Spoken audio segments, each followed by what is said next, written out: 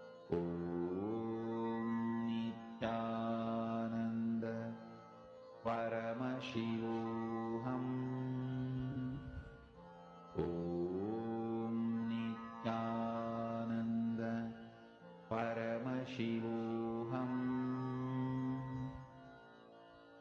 Om Nithyananda Paramashivoham Om Nithyananda Paramashivoham Om Nithyananda Paramashivoham Om Nithyananda Paramashivoham Om Nithyananda Paramashivoham Om Nithyananda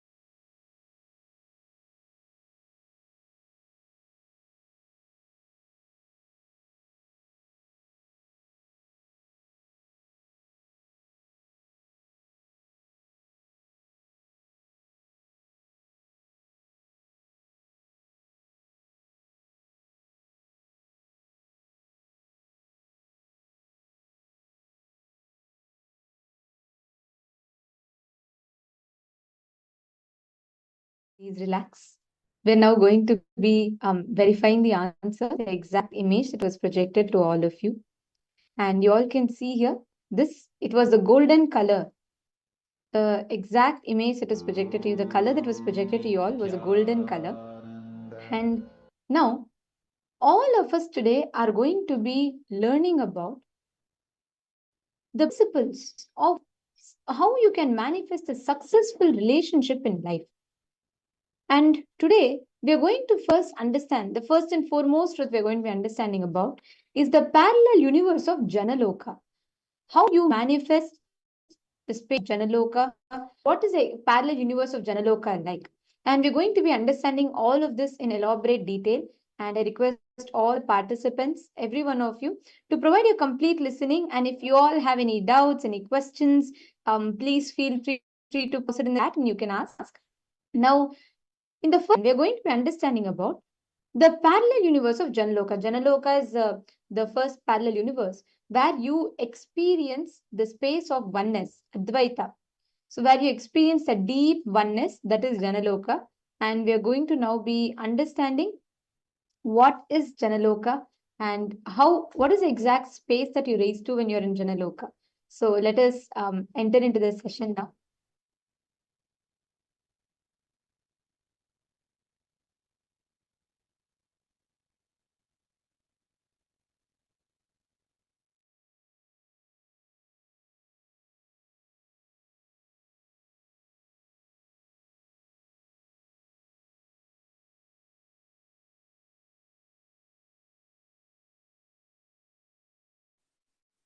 Jana Loka is the place where you can exist in multiple bodies at a time. You experience oneness as the super reality. Anyone who experiences Jana Loka loses all forms of violence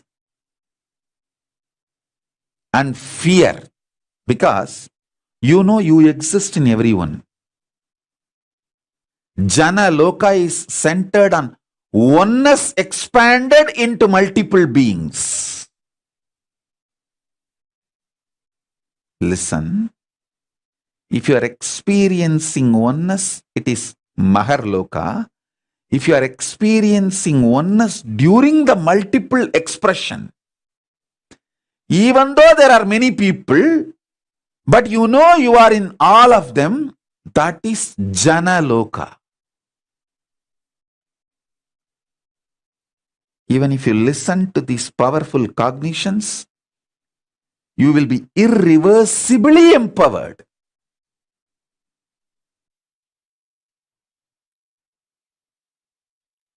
Janaloka means where billions of beings exist in complete sync. All of them are in the state of Advaita. All of them feel one with each other. Listen, Nithyananda of Janaloka experienced the oneness experience 360 degree at the age of 12. If you know what I experienced, what I describe as first enlightenment experience, that 360 degree, I felt I am alive. How much I am alive in the skin, the same level I am alive in the stone, plants, everything around me. After that, I could not even pluck a grass. Even for puja, I will only take the part of the grass, leaving the grass to live. Only one part I will take it and offer it for puja. I cannot uproot a grass.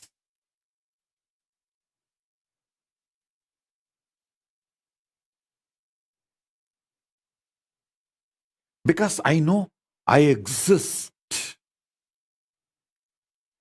I exist. I exist. Nithyananda stationed at Janaloka experience the oneness, Advaita with everything, and landed into the Nithyananda stationed at Bhuloka. My Gurukul kid, he had a hand fracture. The Advaita with me, how I did not have pain, that same glimpse only I gave for Paramesha. That's why when he had a fracture, he did not have any pain. He was laughing. He was behaving, responding, reacting exactly like me. The Janaloka, glimpse of the Janaloka he had when he had the fracture.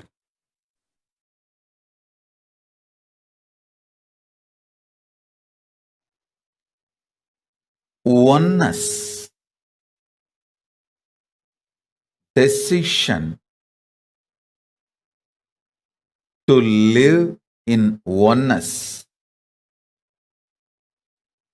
leads you to heaven called Janoloka. Or you can call it Janaloka. Listen.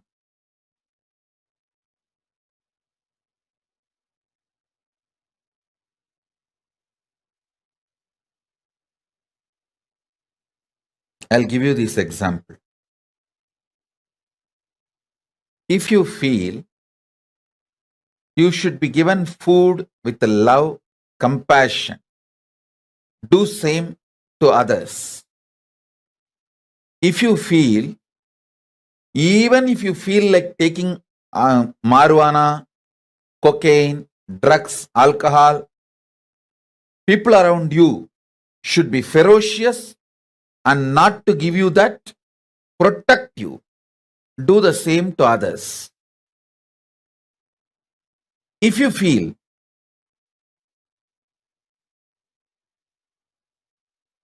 the right thing should be done to you with love, do the same way to others. If you feel you should be protected from the wrong things, do the same to others. Listen carefully. There is nothing called right or wrong in Janaloka. It is all about oneness. It's all about oneness. There is no right, there is no wrong. In Janaloka, there is no law like a womanizing is crime. Drugs are crime. This is right, that is wrong. There is no law. Oneness is right. If you feel alcohol, drugs are great, you want to enjoy, then share that with others. Oneness is the law of life in Janaloka. Of course, when you give drugs to others, then naturally you have to go through the criminal prosecution. That nobody can stop in this world. I am talking about Janaloka. In Janaloka, the only one principle is oneness. And I tell you, if you start behaving, acting, thinking from oneness, you will create an amazing team around you. Amazing team around you. Start bringing oneness as the scale. Bring oneness as the scale. I tell you, you will develop an amazing Janaloka around you. Amazing Janaloka around you.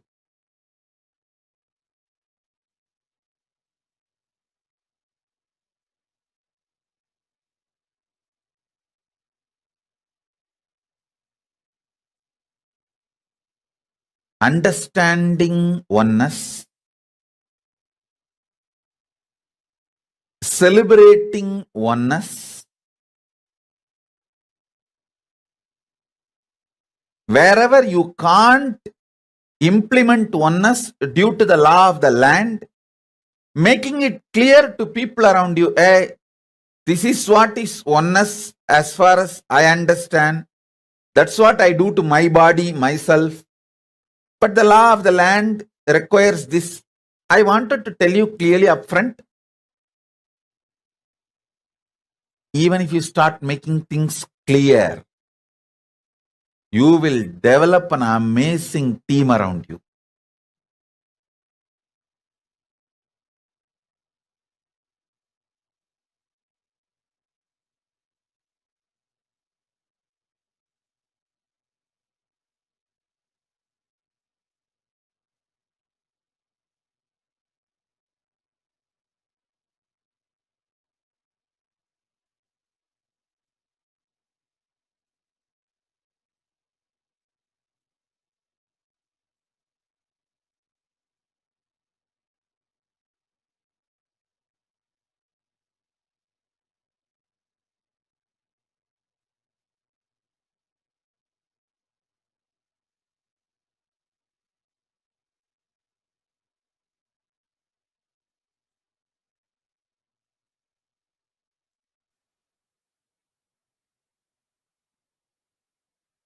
Implementing oneness as core strategy of your existence makes you to go to Janaloka and makes the Janaloka manifest around you.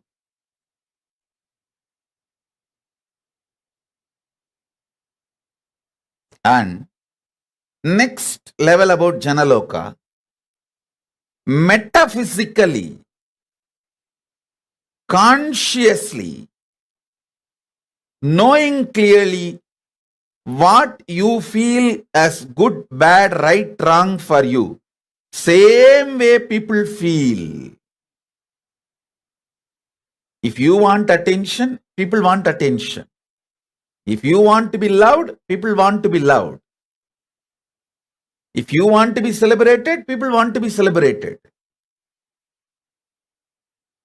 Strategize life precisely with this clarity of oneness, even metaphysically, consciously, emotionally, mentally, physically, mentally, emotionally, consciously, in every level. What you want, people also want.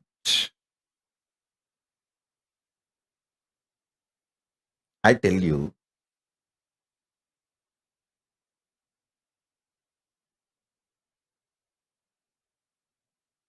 you attract vibes attracts the tribes.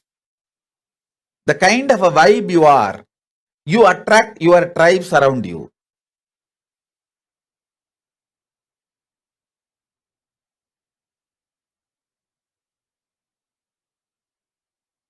In multiple level, as a personal understanding, as a strategy to relate with others, as a strategy to relate with God, as a strategy to relate with ultimate,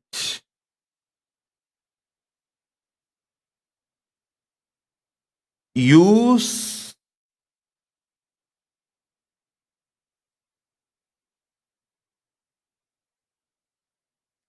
oneness as the strategy. For example, I eat once a day. I don't feel bad if someone eats 3 times a day. I only feel sad for them. I don't feel bad if somebody eats three times a day. I feel sad for them. Poor fellows. Destroying their mental capabilities, slowly, even physical capabilities.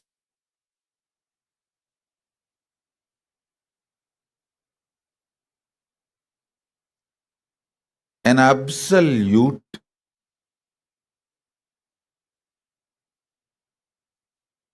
conflict-free oneness space is an energy.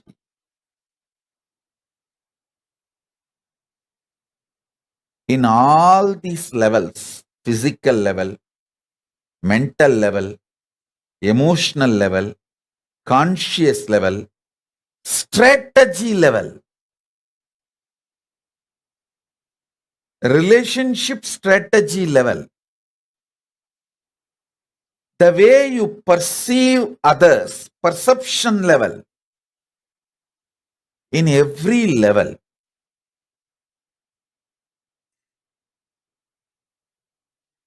people who bring oneness will create amazing jana loka around them. If someone gathers large number of people around them, be very clear, their vibes belong to jana loka, their vibration. I tell you, very honestly I tell you, jana loka means where billions of beings exist in complete sync. All of them are in the state of Advaita. All of them feel one with each other. Listen, Nithyananda of Janaloka experienced the oneness experience 360 degree at the age of 12.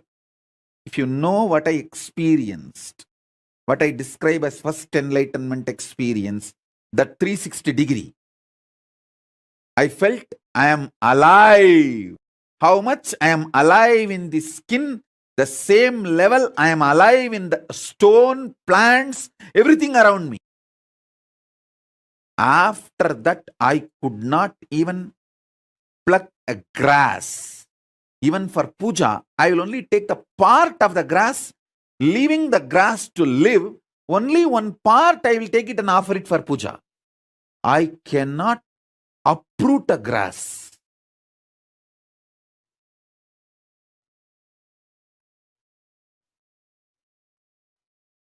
Because I know I exist. I exist. I exist.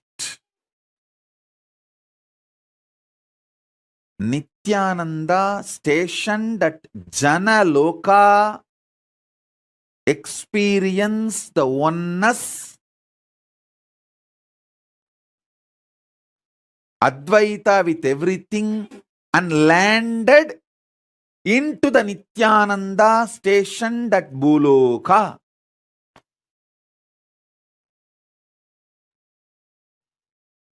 Arunachala hill is connected to the whole, all 14 lokas.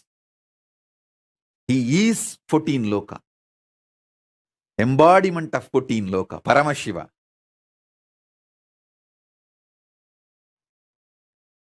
All 14 lokas are within him. Arunachala has the address in all 14 lokas. If you write letter Arunachala Bhuloka, Arunachala Swarloka, Arunachala Maharloka, Arunachala Janaloka, Arunachala Tapoloka, in all 14 lokas, there won't be any address confusion. Simply the letter will be delivered. Because in all 14 lokas he exists. And more.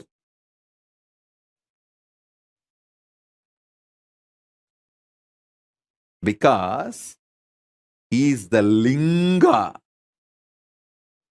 He is the linga. Not just sangha.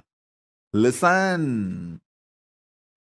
Kailasa is sangha. I'm not disrespecting Kailasa. I'm giving you the understanding. Kailasa is Sangha. Arunachala is Linga. Paramashiva himself, deity. Actually, to tell you honestly, the system, if the body is allowed to function, even if it breaks the bone, there will not be pain. Pain is why me. That's all is pain. Not the fracture. Not the, I'm telling you from my experience, I had a fracture, multiple compound fracture. We have videograph from those days I used to go for this horse riding. All right. I was lean and thin those days. So I was going on the horse and we were coming near the Vaidya Sarovar. Some of my brahmacharis saw me and they got excited and played that Karpuswami song. Karpuswami song is that Kalabhairava's invoking Kalabhairava's song, that like a Swagatam, means, oh Kalabhairava, please land, come. We usually use that song for invoking Kalabhairava. And suddenly I saw that Kalabhairava is opening up in my body, and the body has become triple time heavy. Usually when he lands, it becomes very heavy. And that horse got frightened. It was not actually poor horse's mistake. That fellow, he was... Suddenly, if you see, 3 persons are sitting on you without... You see, horses, if they see somebody is claiming on him, he will be psychologically prepared. And the poor fellow is not seeing anybody climbing on him, but the weight has become suddenly 3 times more. He got shaken. He started running, so I fell and I had a fracture. I just got up and said, I think there is a fracture, let's give a medical attention. Morning 7:30 the fracture happened, we have a video. And then I described how in our naval center we have our emergency 911 ambulance. So please understand, all our bodies are equipped to handle all our emergencies. Every medicine needed is in our naval center. Manipatmeham. That Manipatma in the navel is nectar. It has everything to repair our body. So I was seeing very clearly from there all the emergency supply going to that place to repair, and I was describing the whole scene. And only evening they did whatever need to be done, the surgery and everything. I insisted that do it without anesthesia, but they said, no, you are a VIP, we can't take the risk. And all right, anyhow, that story is different. I tell you from my experience, fracture doesn't give pain. If you think why me gives pain. At least I have 5 incidents of my kids falling and having fracture. No question of even pain. No, not even the idea of pain.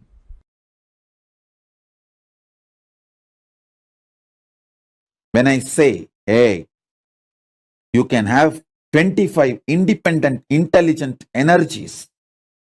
You can make 25 independent power manifestations at a time. If you feel one with it, if you are vibrating with it, if you feel, yeah, when I can do third eye and make the Atmalinga stand erect, all these 2-3 things at a time, I can do 25 power manifestation at a time. If you vibrate with it, you are in oneness with me. We both are meeting in Jana Loka. The teleportation of Jana Loka is happening into Bhu Loka in you. If I say, you can perform 25 intellectual acts at a time, like you can smell, you can hear, you can write, you can solve maths, all 25 actions at a time. If you feel connected, wow, yes, it is possible. Then from Swargaloka, teleportation is happening from Swargaloka of you to Bhuloka. If you understand, 25 powers can be manifested simultaneously at a time. Then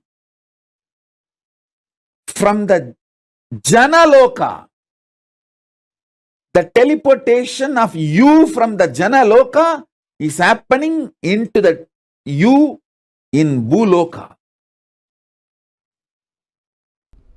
If this consciousness can move these hands, why not the air next to the hands? Why not the stone next to the air? Why not the hill next to the stone? The powerful cognitions have started manifesting. And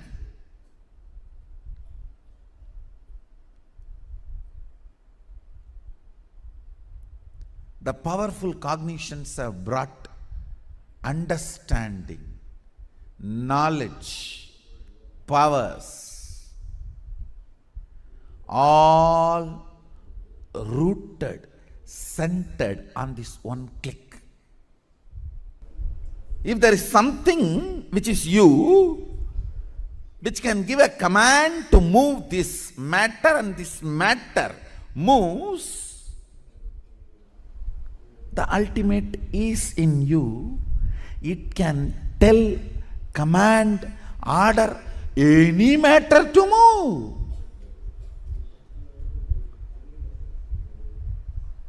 Understand? The moment you decide, it can command any matter to move, manifesting Shaktis starts.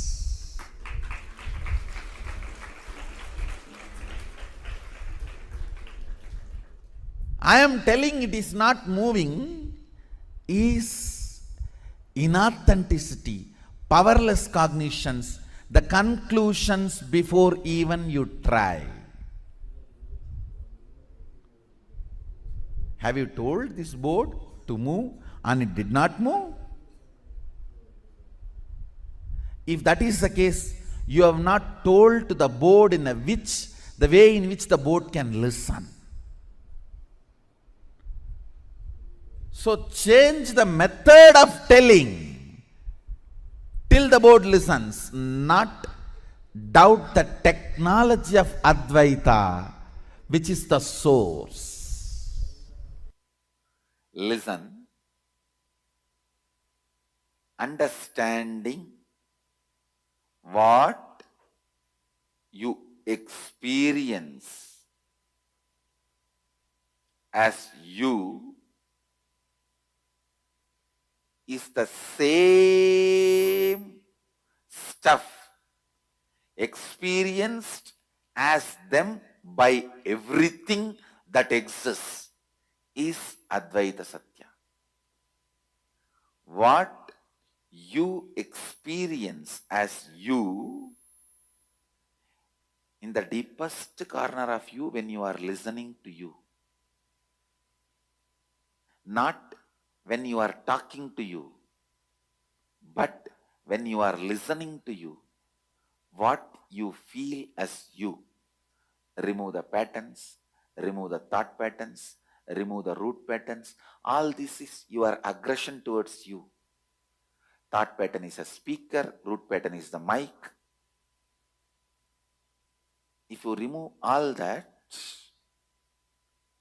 in your pure listening, what you experience as you, that same only is experienced as them by every being existing is Advaita Satya.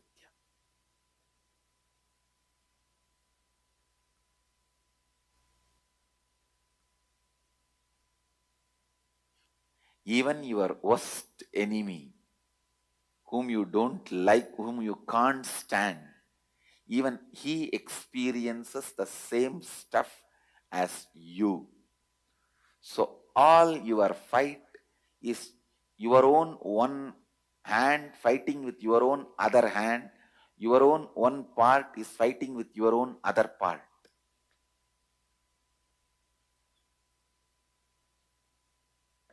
All wars. you are waging. It's only one part of you waging with other part. Same way, all desire you have is your own one part having desire towards another part. It's like your own one hand feels so attached to your chin and you are wiping it. That is all attachment. Your fight, your own one hand hates that part of chin and punching it.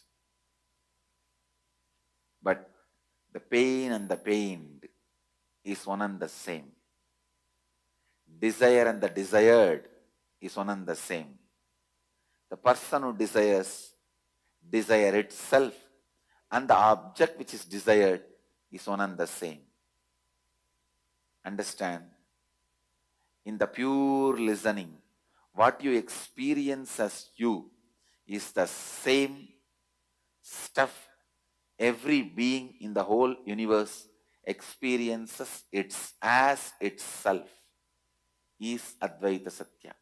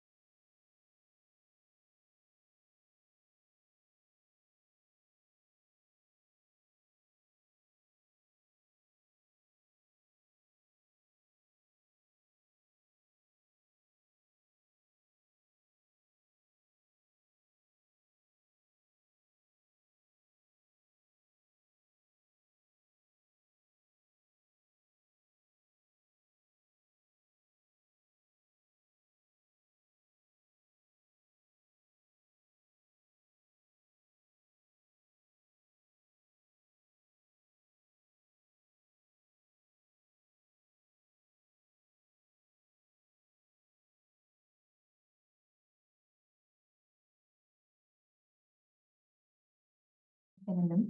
In this session, very beautifully, Swami revealed to all of us about how you experience the space of Advaita in the parallel universe of Janaloka. Actually, listen very carefully. What Swamiji revealed in this session, right, is one of the most important truths, because today, what you all learned right now, the revelations that Swamiji revealed detailedly in the session, this is the exact experience that you are going to be having by the end of your day today. What did each of you understand as oneness? Can I request each of you to post what did you understand? Malchak has posted her click. She said, all the wars you're waging is your own part, fighting with your other part. Absolutely, right? Yes, ma. And all of you listen carefully. In this session, Swamiji also revealed another important truth. Many times, in your inner space, the conflict that you experience, self-conflicting, contradicting, complicating thoughts that you have inside of you. In the parallel universe of Janaloka, all of these thoughts do not exist. Nithyanandam, Yuvin Chungaya, thank you so much for joining. Welcome. And Vu Jechi, Vu Jechi, if you could please post all the clicks. See, I saw you even yesterday sitting sincerely. And I know it's quite late in the night and you still sat through the night sincerely. I would like to request if you could post your clicks. See, interact in the chat. Keep posting your understandings, powerful cognitions, clicks, experiences that you're having. And that will help you to understand deeper of what Swamiji has revealed. Now, all of you listen carefully. Swamiji revealed an important truth about understanding how you experience the space that you experience in Janaloka. All the space where there are no self-conflicting, self-contradicting, self-complicating thought currents that exist in you. How many of you are understanding this? How many of you are cognizing this? Most of the times, whenever anything in your life, whatever you do, most of these thought currents, thought patterns in you, each of them are constantly either competitive, either based on jealousy, either based on greed, either based on fear. Swamiji tells beautifully, if your neighbor buys a AC in their house, suddenly your house's temperature will increase. Because most of the times we are taught to compete. We're taught to say, okay, I need to be equal. I need to have my social status. And because the fundamental thinking is we think we are different. We think there's something different, something not, we think we're some individual apart from all of them, the others that exist. This thinking is what creates all the comparison, competitions, wars, violence, all the atrocities we human beings do. It is the source of it, as Swamiji beautifully tells, is because we do not understand, cognize the principle of oneness. All those that are watching this on YouTube right now, how many of you are clicking with this? How many of you are understanding this? Can I request each of you to please post? If you call this one principle today, you will have an amazing breakthrough. By the end of the day today, all of you who are attending today's session, today is most important because you're going to be learning the sacred secrets to successful relationships in life. So every viewer, all those that are watching this on YouTube, I request all of you to join us on the Zoom room so you can receive all these gifts, extraordinary gifts, you can receive it and you will be able to have a more personalized one-on-one guidance. So all those that are watching us on YouTube, please join us on Zoom. And Lin Yeating, Vidya Rupanaya, and Ma Lin Yeating, and Ma Wen Hui Jing. Are all of you understanding? In Janaloka, see, Janaloka is a parallel universe where you experience oneness. You experience the space where there is no doubts, there is no competition, there is no hatred. And that space is what we call as a space of oneness. The space of oneness, the concept of many times we experience, you'll miss your loved one, right? Or sometimes you experience conflicts with them. Sometimes you feel you feel like you're lower than the other person. Sometimes you feel, the other person is lower than you. All of these differentiating notions exist in us because we think we are separate. The cognition or the principle of oneness is not still understood experience lived by us. In this session, Swamiji revealed to all of us about being established in Advaita. What does it mean when we say being established in Advaita? Your ability to cognize you are one with everyone. Everyone is an extension of you. How you deal with you whenever you're irritated. How you deal with you whenever you're frustrated. How you deal with you whenever you feel lazy. Understand? The other person also wants to be dealt with the same way. Understanding that what you experience as you is the same stuff experienced as them by everything that exists is Advaita Satya. You, Vinaya, if you understand this one powerful cognition, you will have a breakthrough in your relationship. Just listen carefully. Many times, when we strategize for speaking to people, what do? When you strategize for in your relationships, you start thinking, oh, okay, let me see what I can exactly tell, because this other person is anyways not doing what I'm telling. So what exactly can I tell for them to have a breakthrough? Or what exactly? Many times you strategize. For example, you think, definitely, you ask help for your friend. Okay, just for example. And your friend says, no, I can't do it. I'm too busy. Somehow you'll think, I'm sure my friend can make time, but he's just not making the time just to because he wants to tell a no to because I am asking him help right now. You think like that. But the same thing, maybe someone asks you help, and when you tell a no, you're not available. You may be really busy or you may not be, but you say you're not available.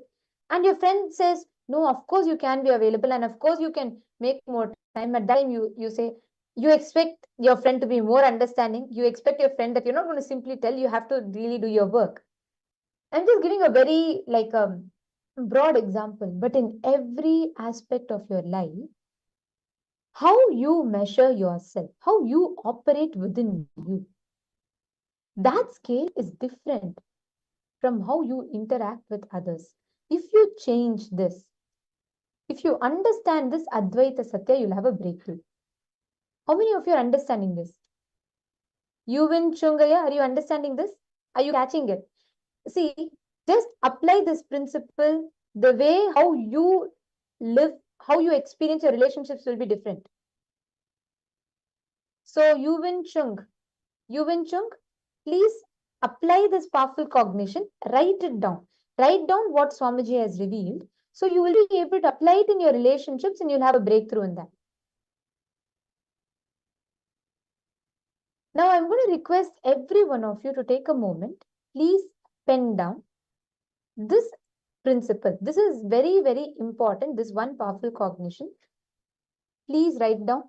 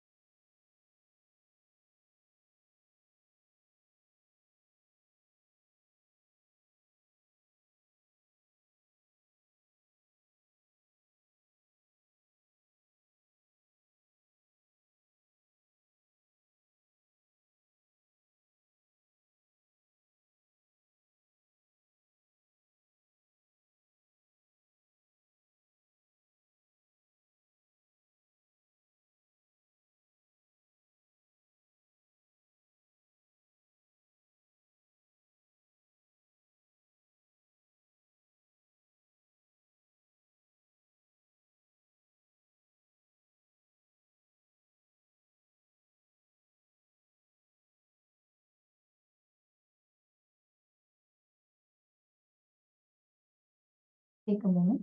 Have all of you finished writing it? You have finished writing it. Please confirm in the chat.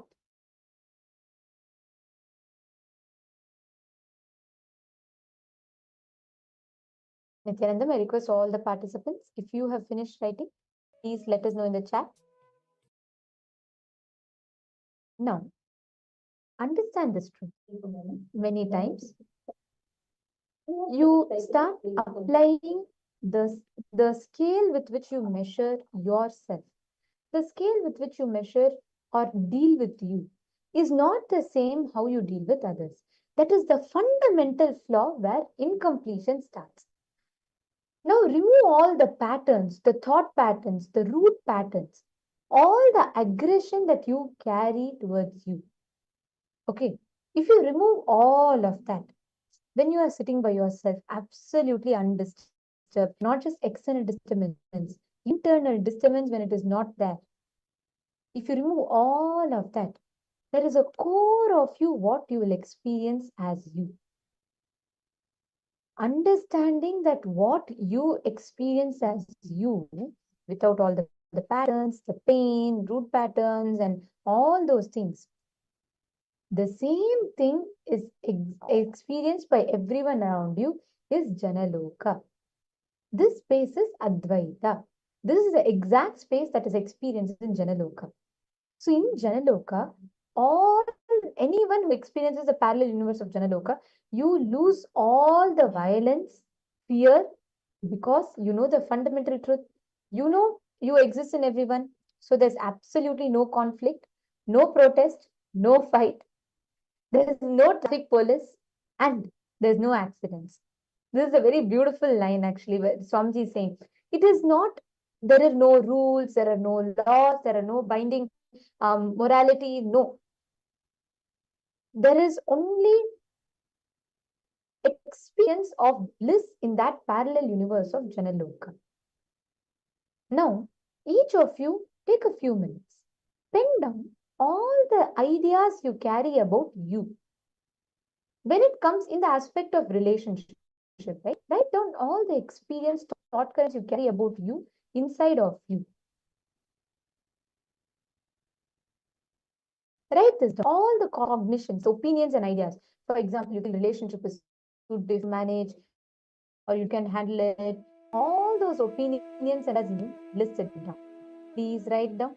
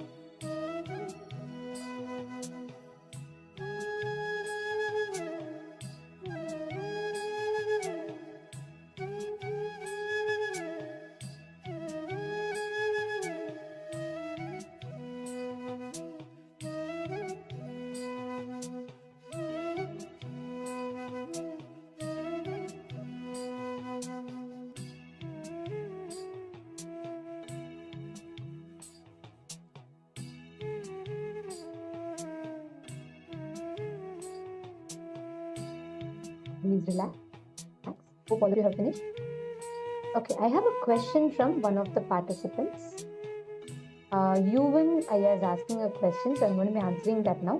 But before that, if anyone else, many of you that are watching this, I actually noticed that many of you throughout the day are consistently watching us on YouTube. If you are watching on YouTube and if you are not able to join at the moment in Zoom, please feel free to post it on YouTube itself, and you can still get the answers to any doubts or any questions that you have. So wherever you are, please post it, and if you're able to join Zoom, that will be the best experience for you.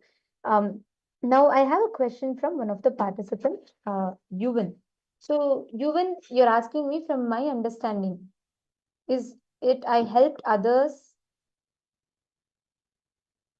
Sorry, just a second. Okay, you're asking if you helped others on food contribution and they treated me the same way. No, that's not what I'm saying. See, there's a difference. Yuvan, are you there? You helping others, that's, I'm not talking about external action. See, Swamiji is very beautifully explaining here how you want to be treated inside you, how you treat yourself, how you treat the first person of you, what you experience as you. For example, when you are lazy, how you expect to be treated, how all justifications you give inside you. Same way, others will be able to, others will be giving the justifications within them. Or when you feel you're constantly agitated in you, what you go through, that is the exact same thing you will be experiencing with the others will be experiencing with themselves. Are you understanding? If each of you cognize this truth, if each of you understand this truth, you will have a shift in the way how you deal with life. Atma Jyotikaya, see, long back, you had written a reality. Do you remember? I think when you attended your Paramashivoham program. Have you manifested that? Where are you standing with that? Can you write it down? And Yuvan, sorry, I just noticed I just answered your question, but I'm going to repeat it for you again. See, when Swamiji is saying, how you treat others is how they will treat you. That Swamiji is not actually saying that based on your question. See, what Swamiji is saying is something more deeper. Normally we say the concept of karma, what you give to life, it will give back to you. That is not what Swamiji is saying. This is something deeper. Many times, for example, when you are feeling powerless, right? When you feel like cheated by life, or when you feel left out, lonely, alone, how you expect yourself to be treated, right? You hold yourself you maybe how you understand, how you operate and deal with yourself. Same way, even the others, they experience that same way. They also want to be treated.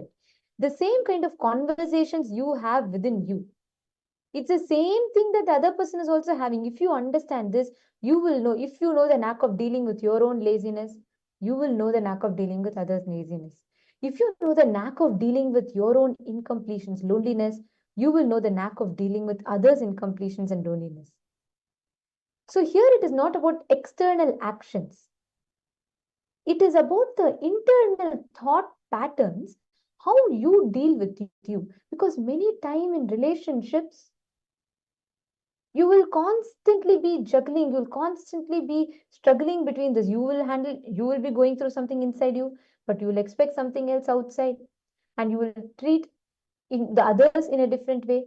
This constant conflict is what causes all the bitterness in relationships.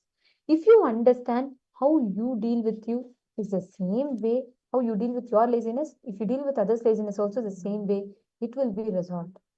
If you just start understanding, removing all your patterns, root patterns, your cognitions, agitations, incompletions, what remains in you, that is exactly what is reflected in life.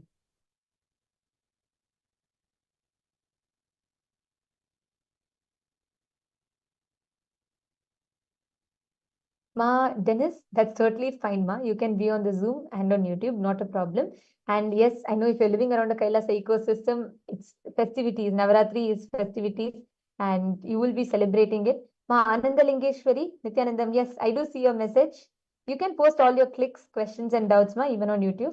And you have posted, Ma, Dennis, you have posted that, yes, that is right. You get what you give. You act arrogant and cocky, that's what you will get. Cause and effect. This cause and effect relationship in life is only one level understanding. See, the way society understands it is if you give charity, if you give food to someone, someone will give you food back. That is not how life works in it. That's not the complete understanding. I'll not say it's wrong, but I will say it's not the complete understanding because let's say, I'll give you an example, Dennis. Listen carefully to this. Let's say I'm meeting someone and I am one of my colleague, okay, just an example. So let's say I'm working at an office, my colleague is there and I am, she's doing very good in her projects, she's getting praised by the boss. So I go to her, my colleague, and I feel inside me, I feel so low. I feel that I'm also putting the same work, but I'm not being appreciated. I'm also doing projects as good as her, I'm not being appreciated. But outside, just to her, when I go and talk, if I just smile to her and tell, wow, you're amazing, you're such an inspiration, you are really beautiful, good, all of that. Don't think life will only reflect that external words of mine. Life will reflect the internal thought currents that I have. We are not talking about, see, when we say this cause and effect relationship is very misunderstood commonly in the society. It is not you get what you give, you get what thought currents you resonate in life, that life reflects back to you. There's a difference between the two. Vidya Rupanaya is asking, how does one's inner space affects oneself? And the same can happen externally. Okay, I'm just going to give you an example, okay, Vidya Rupanaya. Now let's say, for example, if I have a mark on my hand, and if I go and stand in front of the mirror, it is going to affect the other person.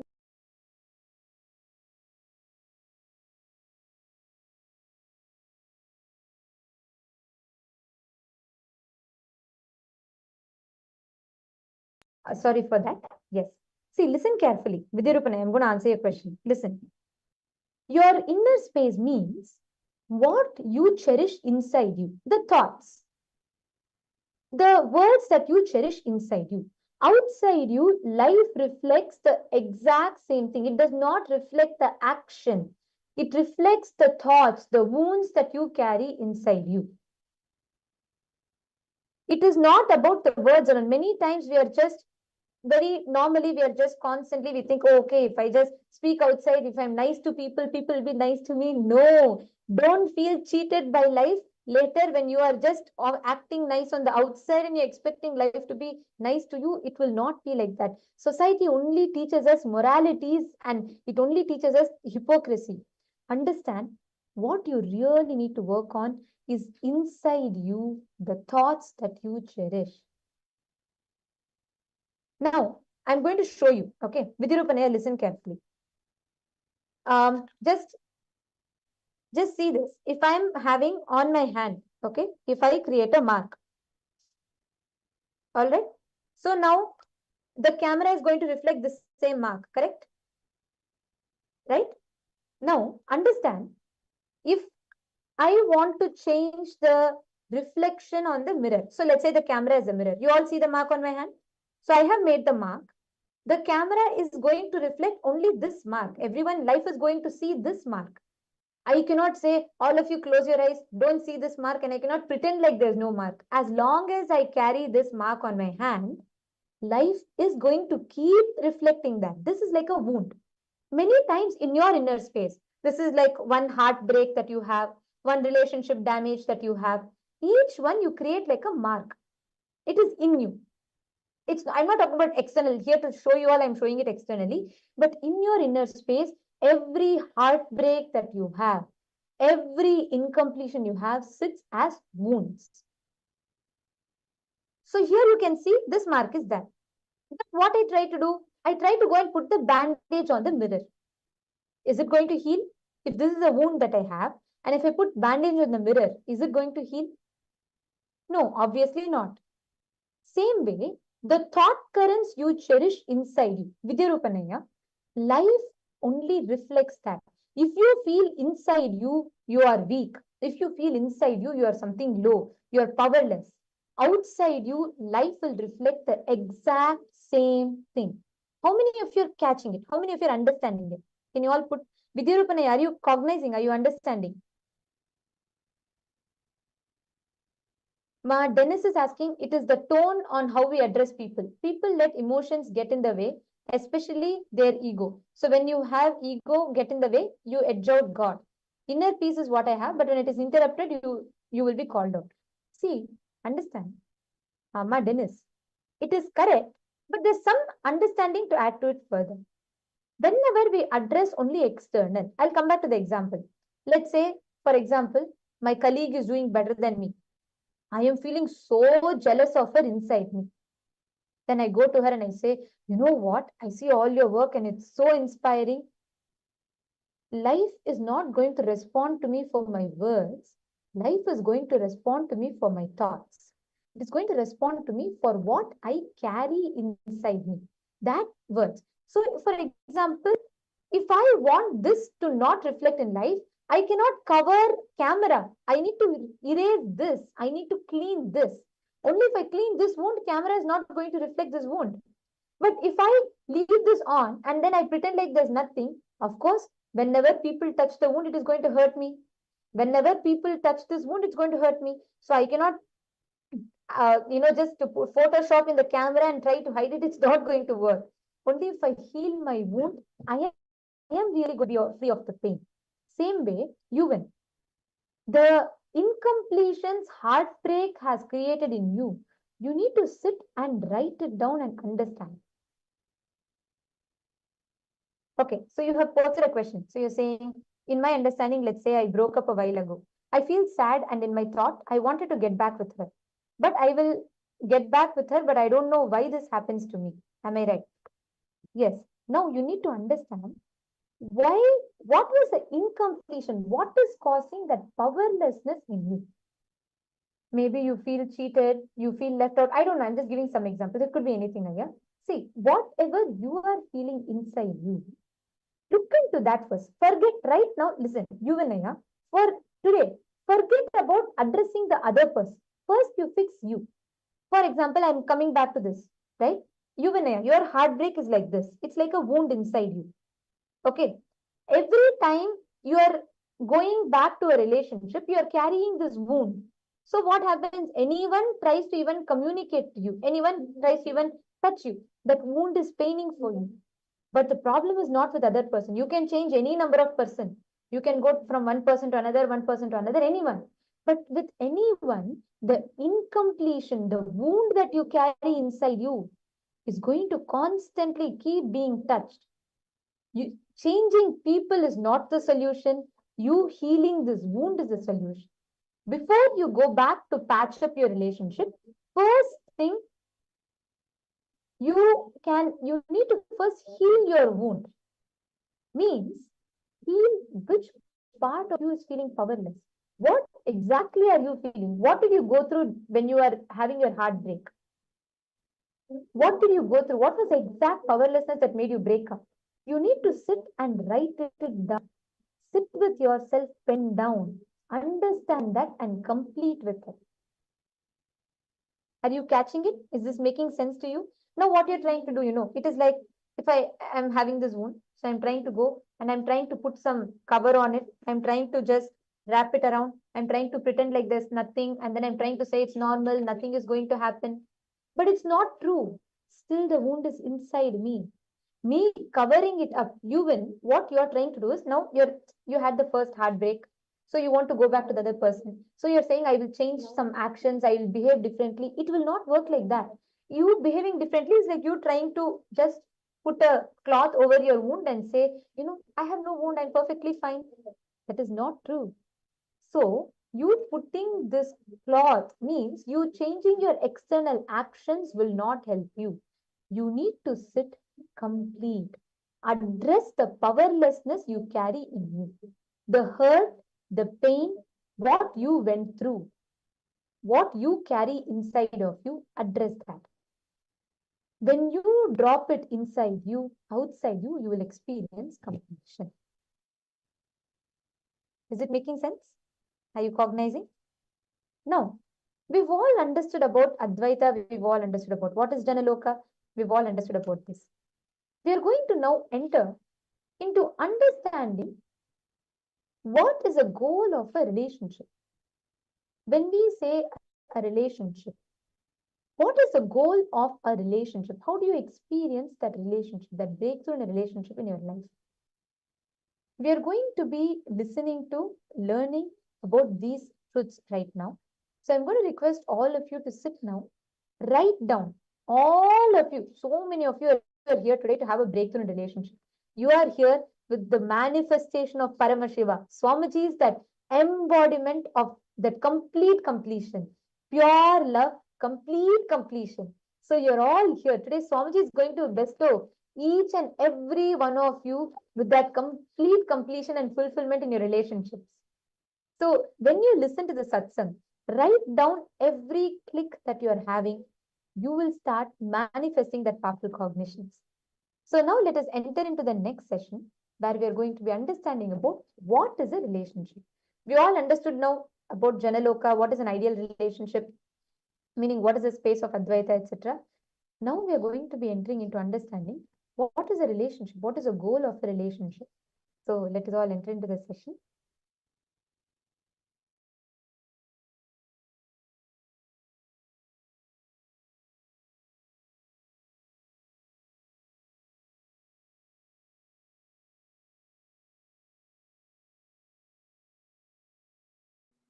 Whatever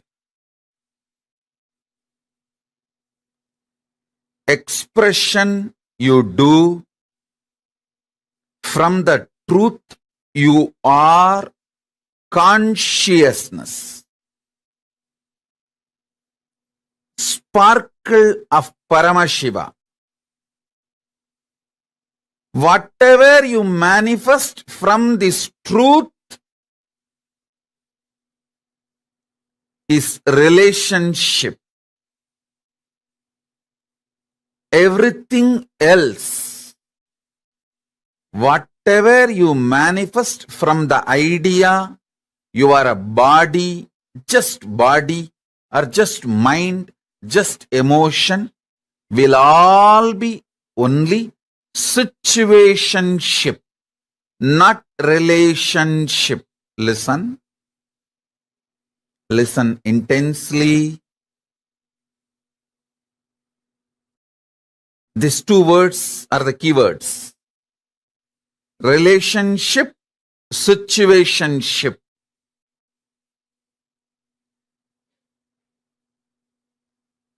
The inner understanding, the core understanding about you. If you have the understanding, you are consciousness. You are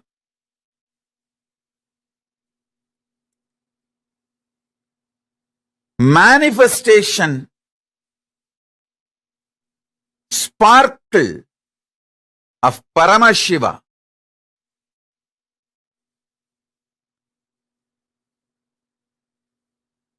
From that space, whatever you build, you manifest. Whether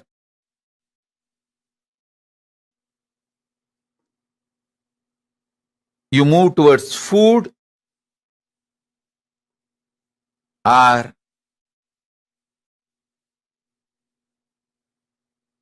seeing, listening, touching, sexual relationship, anything. Whatever you manifest from the space you are Paramashiva,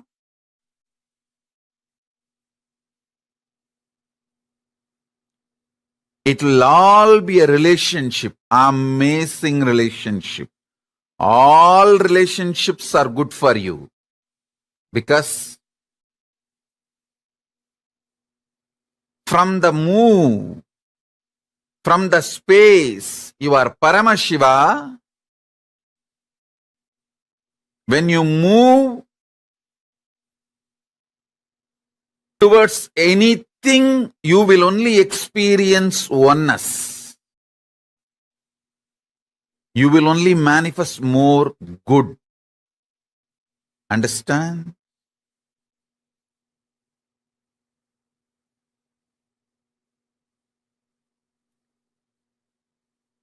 From the space you are Paramashiva, even if you eat,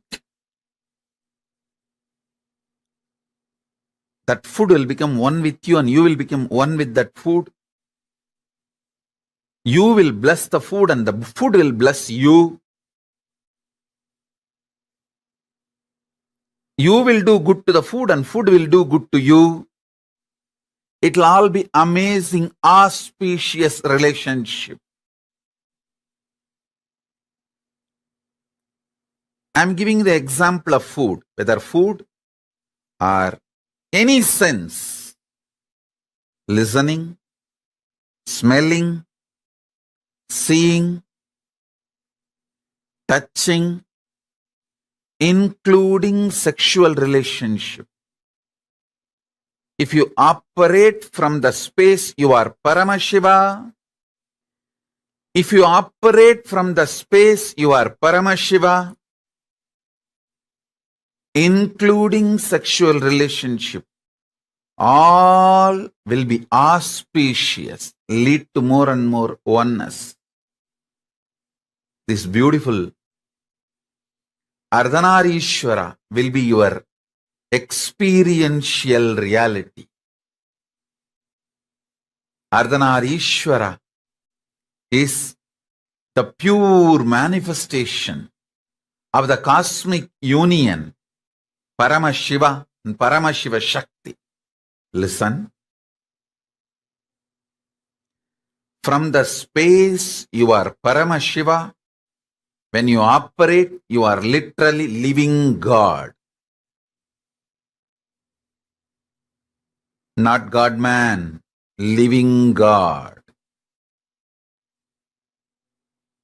Understand?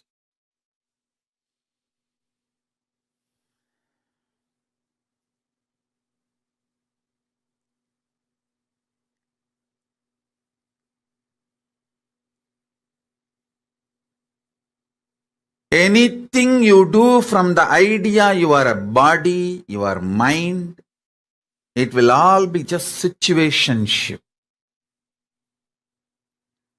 Do not expect any relationship started with the idea you are just a body and mind to be a permanent relationship in your idea, in your life. Even the word relationship is wrong. Everything you do from the idea you are body and mind is just situationship.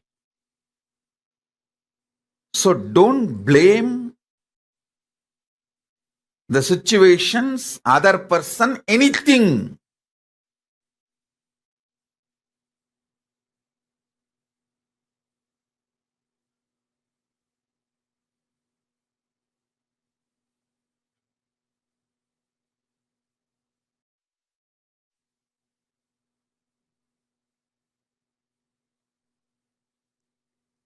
You are trying to get milk, cow milk from chicken, from hen. No, it is not possible. Don't expect the fulfillment of a relationship from situationship.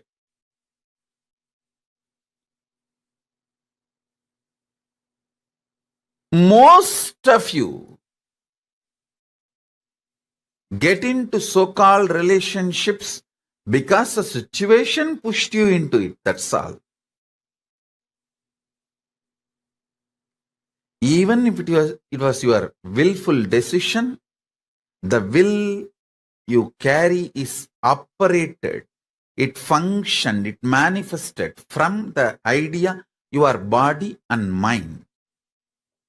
See, you operate from the idea of body and mind, but you expect something which can come only from consciousness. Fulfillment, completion, peace, all this can come only from consciousness. Something which can come only from consciousness, how do you expect it from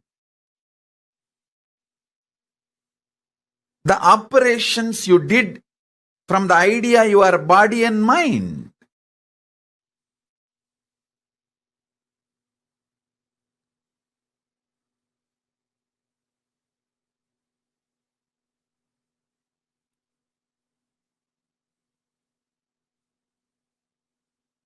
So listen.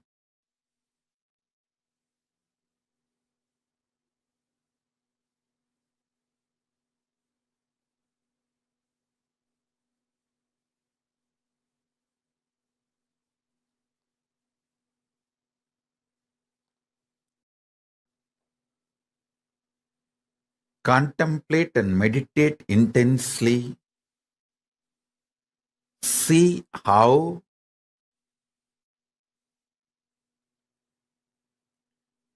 you build situationships in your life, but you expect the results, fulfillment, which can come only from relationship. I tell you,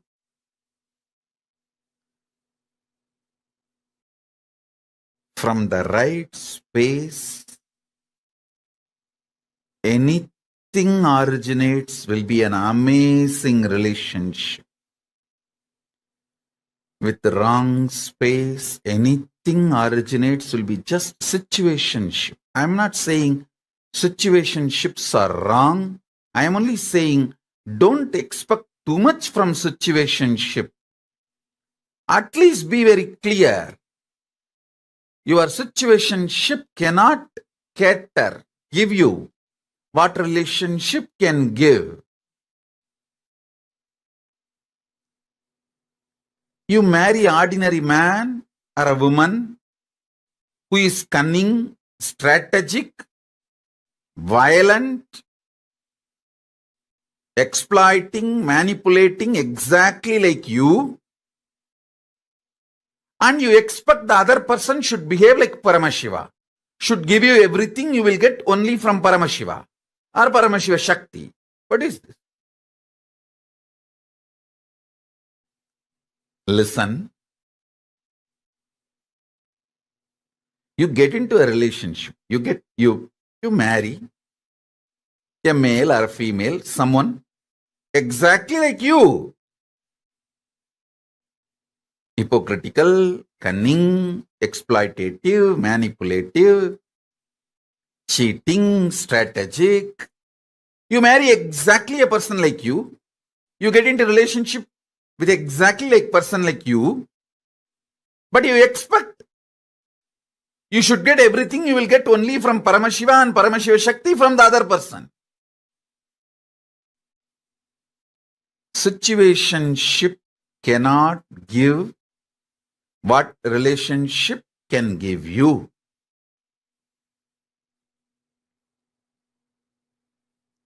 Relationships are different. Situationships are different.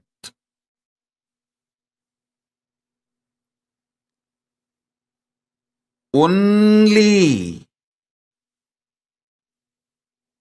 the absolute honest connection you have with your consciousness, through your consciousness with Paramashiva, only call that as relationship. Everything else, call it as situationship. Listen. You cognizing, knowing your consciousness, your relationship with your consciousness, that can be called as relationship. Through the realization you are consciousness, the relationship you build with Paramashiva, that can be called as relationship. Other than this, do not call anything as relationship. Everything else is situationship. Everything else is situationship. Listen. This one truth will solve all your problems of life about relationships. All your relationship problems can be solved, resolved with this one understanding. This one understanding can resolve everything.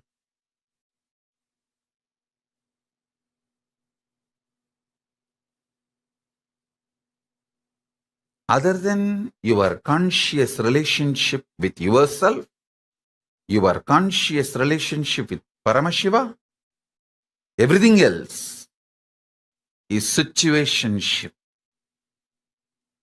Meditate on this.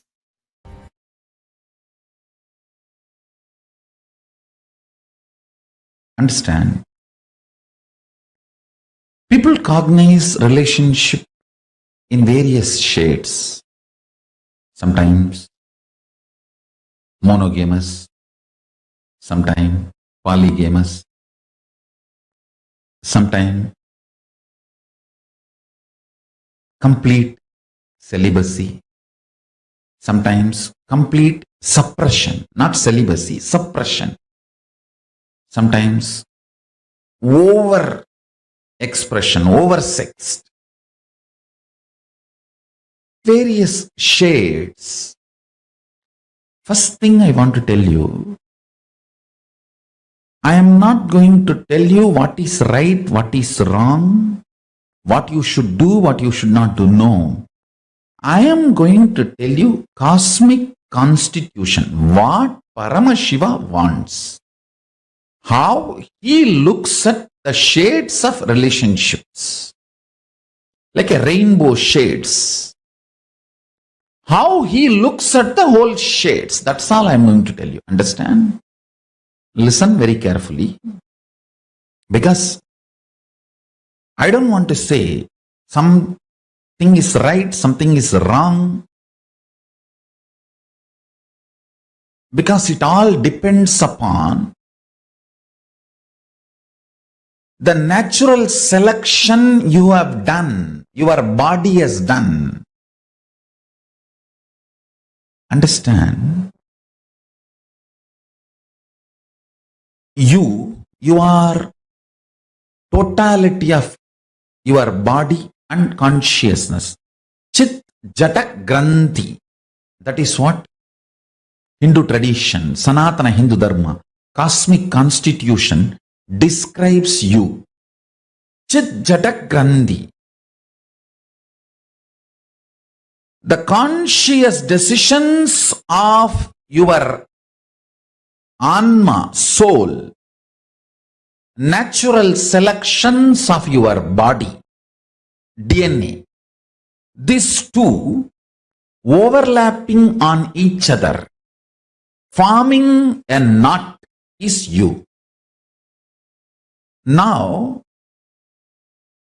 this conscious decision and natural selection,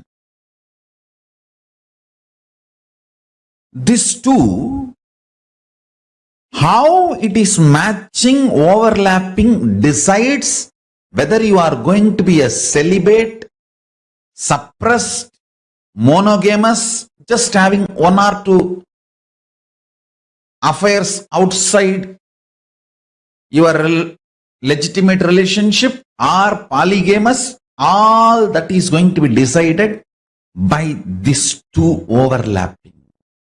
Your conscious decision process and your natural selection DNA. Listen.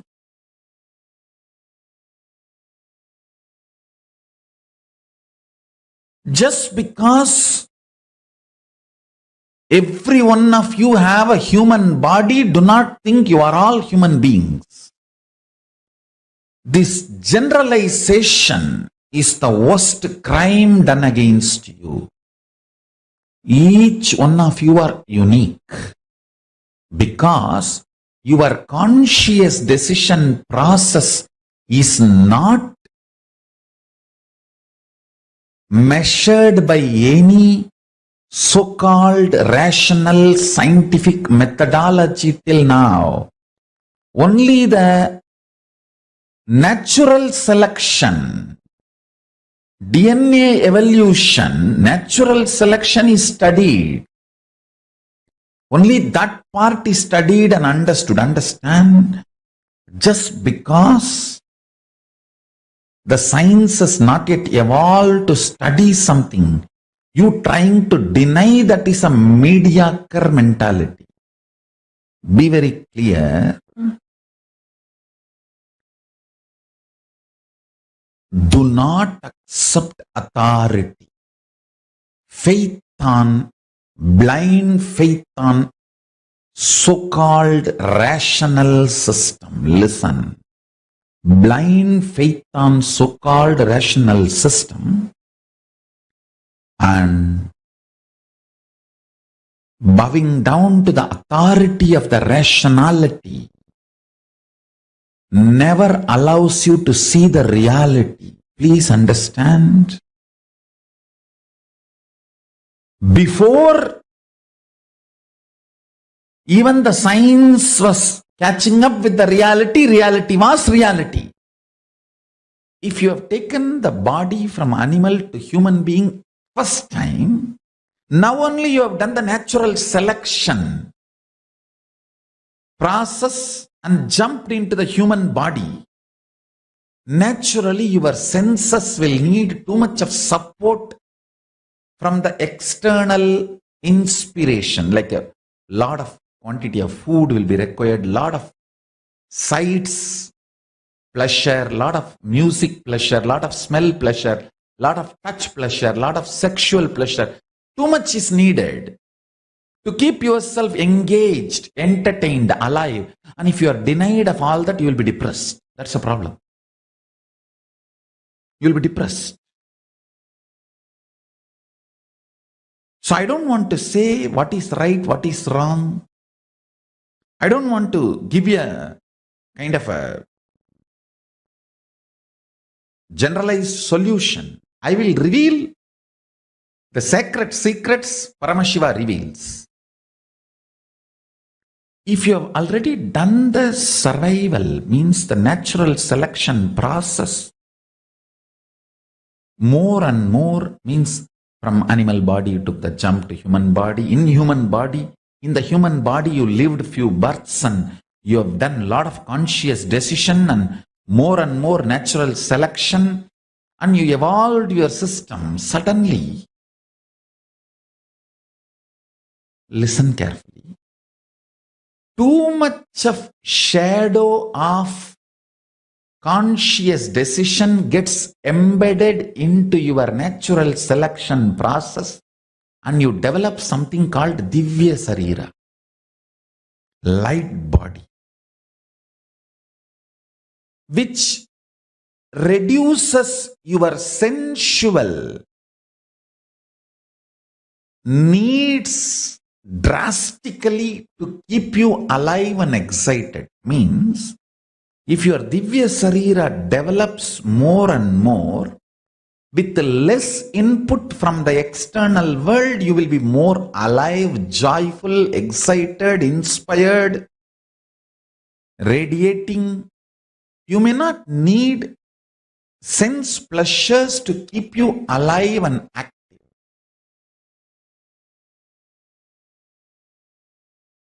Now, you need to look in and see where you are standing in your natural selection process and where you want to go using your conscious decision power. Natural selection is not prison if you know to use conscious decision. If you don't use conscious decision, the natural selection DNA you evolved can be a prison. Understand? If you know how to get out of a room, that room is a room for you, not prison. If you don't know how to get out of a room, then that room itself is a prison for you. Understand, 5 times planet Earth has gone through complete extinction. But life comes back. That life you are carrying inside. That life you are carrying inside. Understand?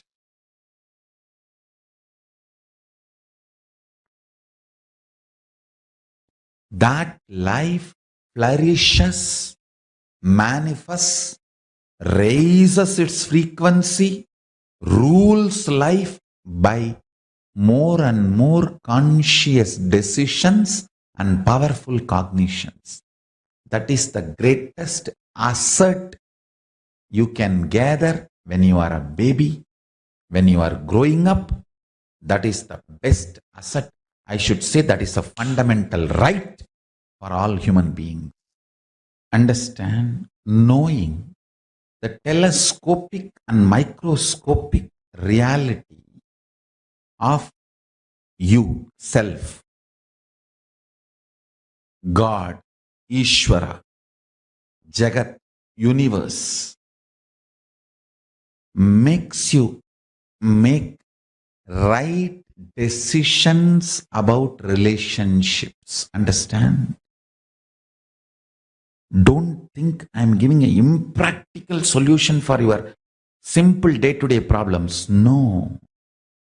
No band-aid solution can help you in your relationships. You think just a plastic smile can help you completely be happy with your family and relationships? No. Your core need to cognize powerful cognition. Only then your attitudes and understanding about you and life will get matured. Maturity means having the telescopic and microscopic vision, clarity, powerful cognition about everything you are handling in your life. Everything you are handling in your life, having telescopic and microscopic vision, is what I call enlightenment. When you know life cannot be destroyed, you know nothing can touch you, you will start loving and being compassionate with everyone.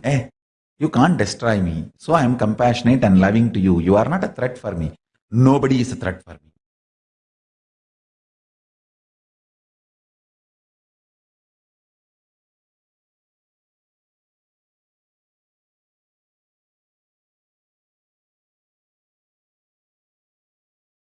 Nobody is a threat for you.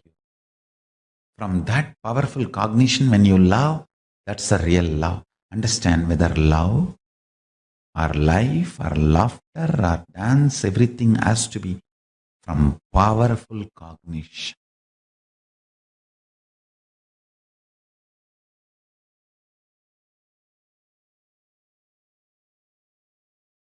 The shades of relationship is decided by the conscious decision process. Decide to use the conscious decision process to break free from the DNA you developed by natural survival.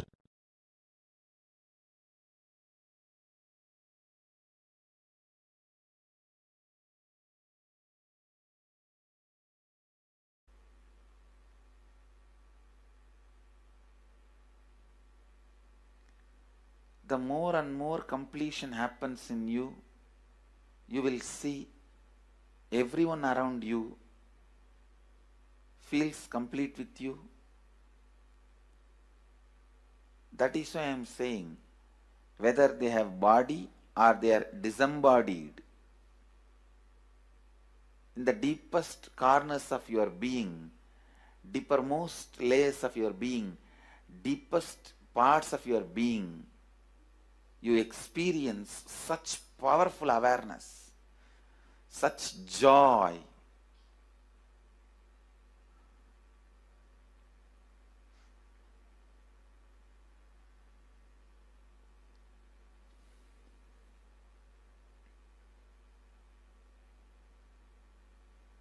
Going into the deepermost corners of your being not only is a joy, it's a power.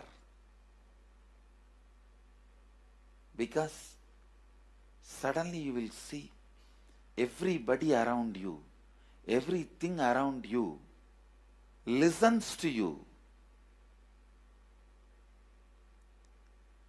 It really becomes a vibrant power where the tendency to exploit is not there. Listen, that's a very important thing. Power without the tendency to exploit. Because as long as you feel the other person is separate from you, when you get the power, it will always be used for exploiting. Because the other person is separate from you, then naturally what you will feel? Let me suck all the possible energy, intelligence, time, talent, treasure. But when you feel the other person is your own extension, you will see, you will be showering so much, enriching so much. The power you have will not be exploiting, it will be enriching. Understand? When you feel everyone is your extension, the power given to you, the power you gain, see, any living is power. Living is power. When you go into the deepermost core of your being and start living based on completion, I tell you,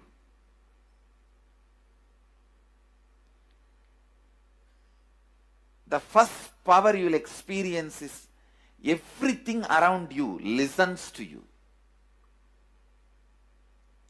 That power will simply make you enrich everyone.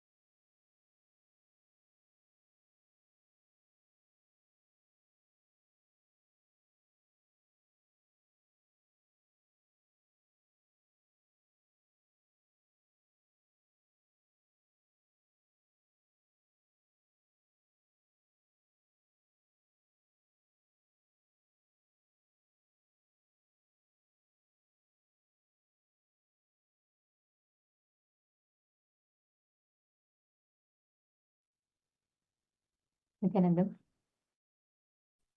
reveal the essence of what is relationship. Anything which is other than Paramashiva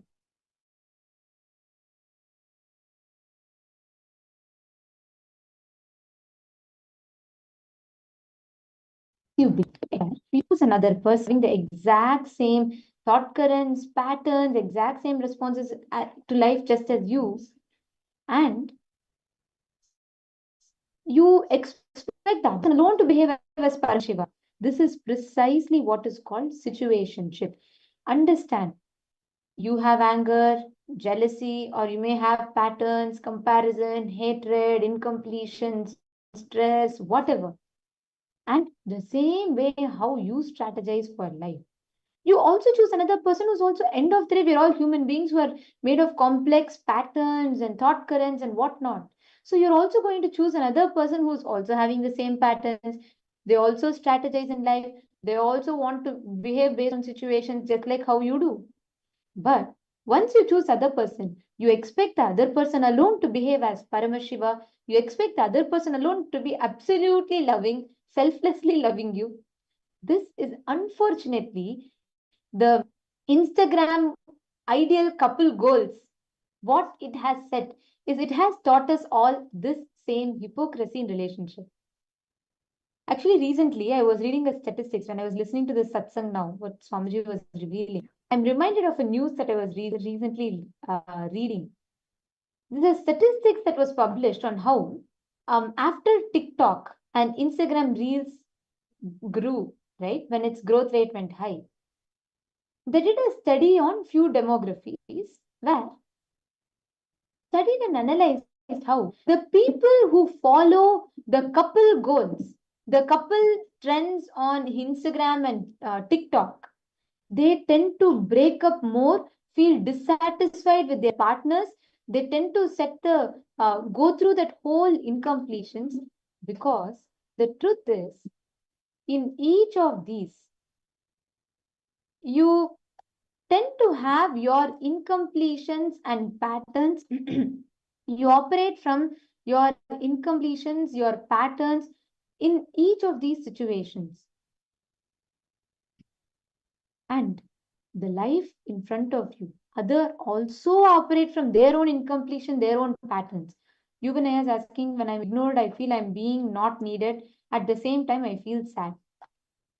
Listen, Yuvanaya, you have to address yourself from what Swamiji revealed now. Anywhere where you do not operate from the space that I am Paramashiva, you are in a situationship. That is not a relationship. If you feel I am Paramashiva, I am not going to feel loved or unloved by the other person. See, right now, you are depending on someone else outside for you to feel confident about you. No, then it is not relationship, it is only situationship. You are looking, all of you understand this. Everyone that are here. Ma Yan Hui Jing. I'm seeing you sincerely listening. Cognize this. You will have a breakthrough even in your relationship. Ma Dennis Bell, Vidyarupanaya, Ma Wonkalili, every one of you. Listen carefully. When you operate all your relationships, every one of you, can you all put what do you seek from every relationship? Can I request each of you to put, you all have some relationship that's close to you, right?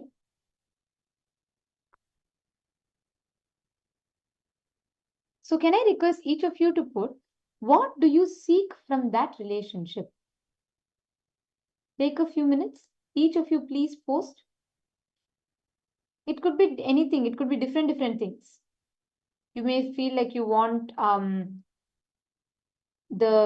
you may feel like you want some kind of a fulfillment, and you may want some kind of a like love, attention, care from the other person. What do each of you seek from a relationship? Put, even Yuvanaya, you also put, what do you want from a relationship? What do you seek? Each of you please post in the chat, take a moment.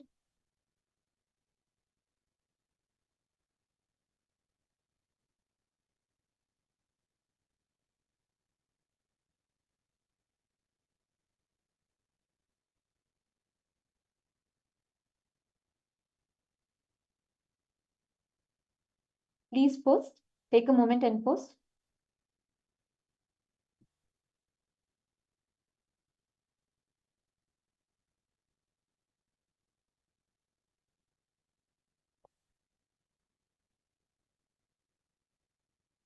Now, each of you have posted different things, right? Each of you have posted different cognitions, what you expect, right? Now, listen carefully. Any situation where you feel you are looking for something, you may be looking for love. Exactly. You and I, listen now. You have posted, look for company. You companion, look for love. Understand that is precisely the problem with relationship. Listen carefully. If you feel you are half and you go and try to search for the other half from outside, you are making sure you're heading to a path of failure because you are having an incomplete understanding about you. You feel you are half, the other person also feels they are half, and the other person is looking for their other half. You're looking for your other half. Both of you impose your incompletions, what you are looking for on the other person.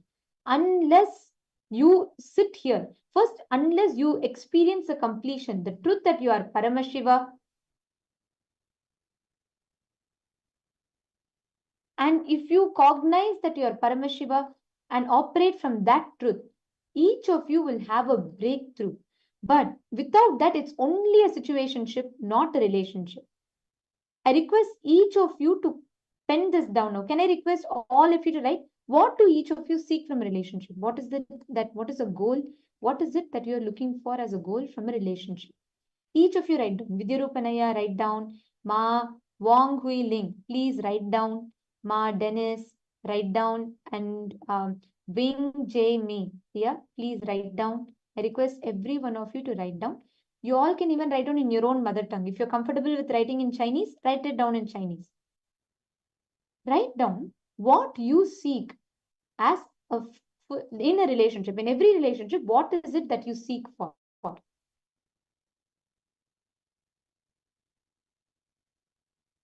Please pen this down.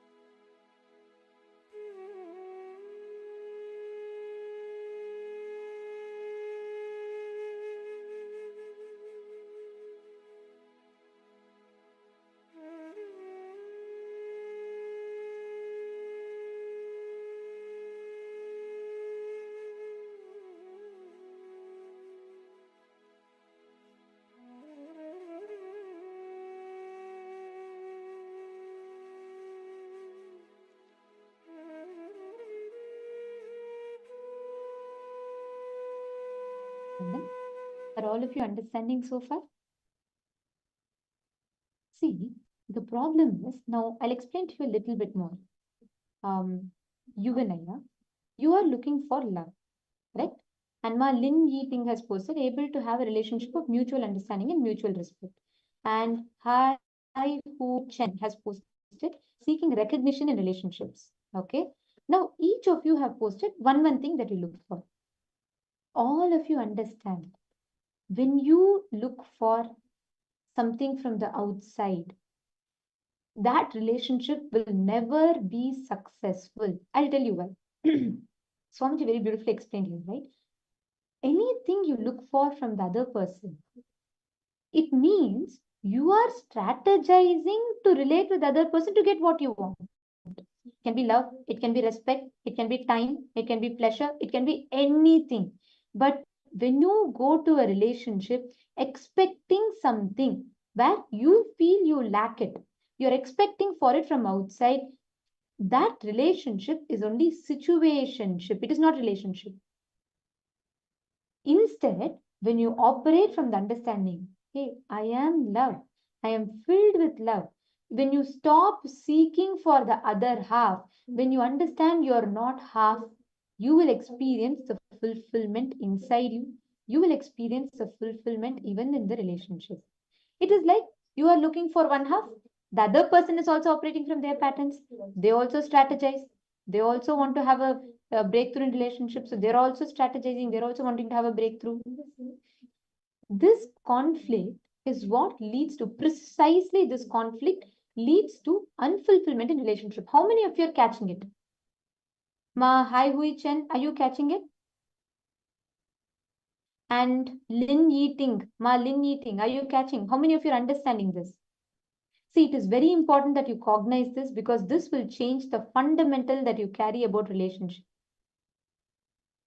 When you look for it, understand, you start carrying that same incompletion, hurt and wound.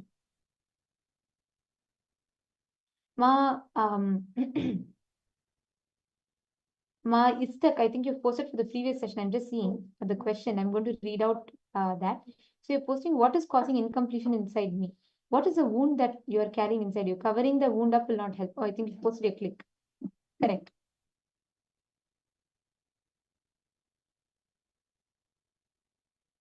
No, that's right. What you have posted is correct. Now listen, ma, all of you listen carefully.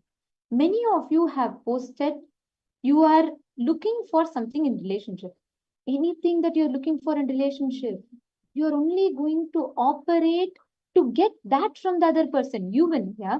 When you're looking for love, when you're looking for a companion, what do? You will strategize every conversation of yours to the other person to get that company, to get that love.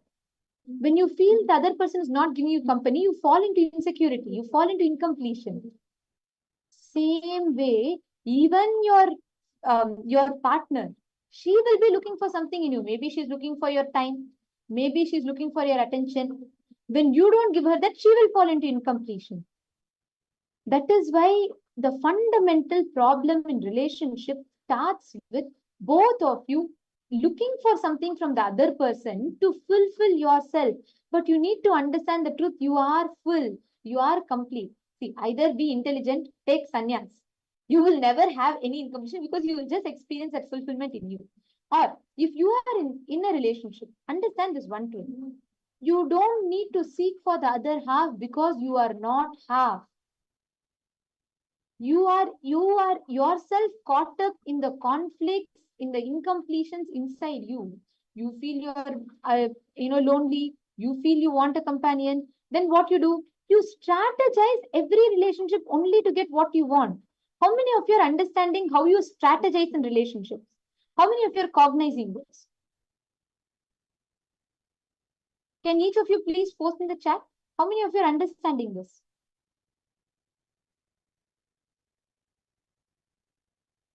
Vidyarupanaya is saying, I can understand that the relationship with Paramashiva is the true relationship. So, do I have to deal with interpersonal relationship? Vidyarupanaya, it's a choice. See, there are two aspects. You can deal, it is possible to have blissful relationship, but it takes a lot of effort because there is going to be a lot of conflicts and everything. You can complete it, but human relationships are bound to fall back again and again and again and again into this pattern until you experience that enlightenment. Or you can take sannyas, where you declare your only relationship is Paramashiva. Your only person who can fulfill you is Paramashiva. That means you drop all the kind of dependency that you have. Currently, each of you depend on something from the outside. You depend on someone for love. You depend on someone for communication. You depend on someone for respect, limiting. When someone doesn't respect you, what happens to you? You collapse, right? Ma Lin Yeating.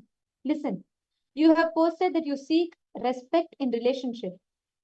Understand when you are depending on someone from outside for respect. Now, let's say the person you're relating with, your relationship, your partner. Let's say they ignore you. They don't respect you. What happens to you? You collapse. You, Vinaya, you are depending on your partner for company and love. What happens to you if your partner does not give you that? You collapse. Do you understand? you are building your identity about you on like a set of cards. Even if one card is removed, the whole card collapses. It is like you are giving the key to you to another person, and they can collapse you when they want. They can take you, build you back when they want. Do you want to be like that?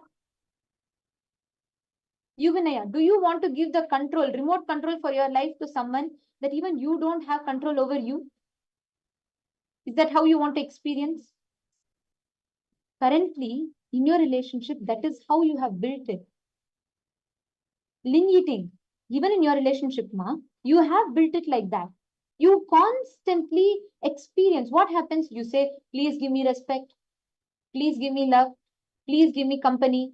Please give me your time. Please give me your attention. Arey, don't you understand? You are also depending on a person who is themselves stuck in patterns. You are like how ling-eating. Let's say you're asking your partner for respect. Your partner is asking you for your attention. Both of you are expecting something from each other, and both of you are busy looking for what you want. You will never experience that fulfillment.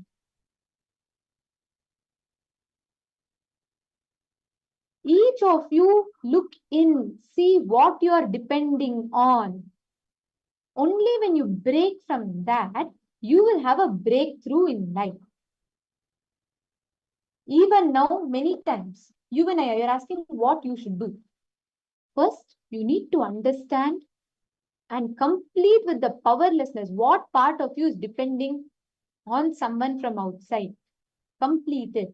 You cannot be so weak. Understand. If you are like this, then you will only feel exploited in every relationship. And if your partner is also same way weak, where they are depending on you for something, they will also only feel exploited by the end of the relationship. That is why today divorce rates are increasing. That is why today breakups are at the peak. You go relationship after relationship, relationship after relationship. You say, give me, it's like you carry a notebook. You say, sign off that I, give me love, give me the signature that I am the best partner, I am the best husband, I am the best son. Then your partner also carries a notebook. She also wants you to sign her off as the best wife, best partner, best girlfriend, or a best mother. Whatever you want, each of you are carrying that to get signatures from each other. But you are too busy looking for your perfect partner. Even the other person is too busy looking for their version of perfect partner. You never experience fulfillment because you don't have that common point.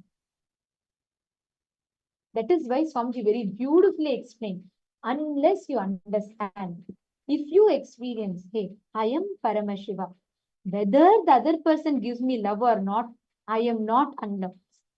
Whether the other person gives me respect or not, I cannot be disrespected because I am Paramashiva, ma ling-eating. Understand this. If you bring inside yourself the understanding that, hey, I am Paramashiva, I am ultimate consciousness, I don't need respect from someone to feel respected. If you understand this, see, all if you listen, if you see Swamiji's life, right? Swamiji in the year 2010, there was a major persecution. There was an attack. There was an attack on Swamiji's life. And from media to everyone, they all were so, there were so many, there was like false news that were spread. There was an attack on Swamiji's own life. When all of this was happening, Swamiji was not, his state of him being Paramashiva does not change based on the number of people that worship him or whether people attack him. That does not change the truth that Swamiji is Paramashiva. The best example, if you want to learn how you should be, you should only learn from Swamiji. Just see Swamiji. You will see that Swamiji does not depend. See, just because millions of us worship him, we all, like there are millions of us who say, with just one blink of Swamiji's eye, we are ready to even give our lives. But that doesn't, Swamiji does not depend on that for his state of Shiva. Or even when people are all attacking and abusing Swamiji, Swamiji does not lose his Paramashivatva. Same way, first all of you should bring completion inside of you, within you. Each of you need to bring this completion inside you. Are all of you understanding? You and I, are you cognizing? Ma, ling eating, are you cognizing? Actually, ma, see, all of you that are here, if you can bring your partner for today's session, it will really do the best for you. If you all can bring your partner, your spouse, your partner, if you all can bring them for today's exercise program, you will really have an amazing breakthrough. So all of you, if you can take a few minutes, invite your partners for today's program, you will really have a shift. Especially if you attend as like a partner, as spouse, when you complete as a family, you will have a phenomenal breakthrough in your life. Okay. Now, each of you listen carefully. I'm going to request all of you to do an exercise. So far, have all of you understood? If you all have understood, could you all please put yes in the chat?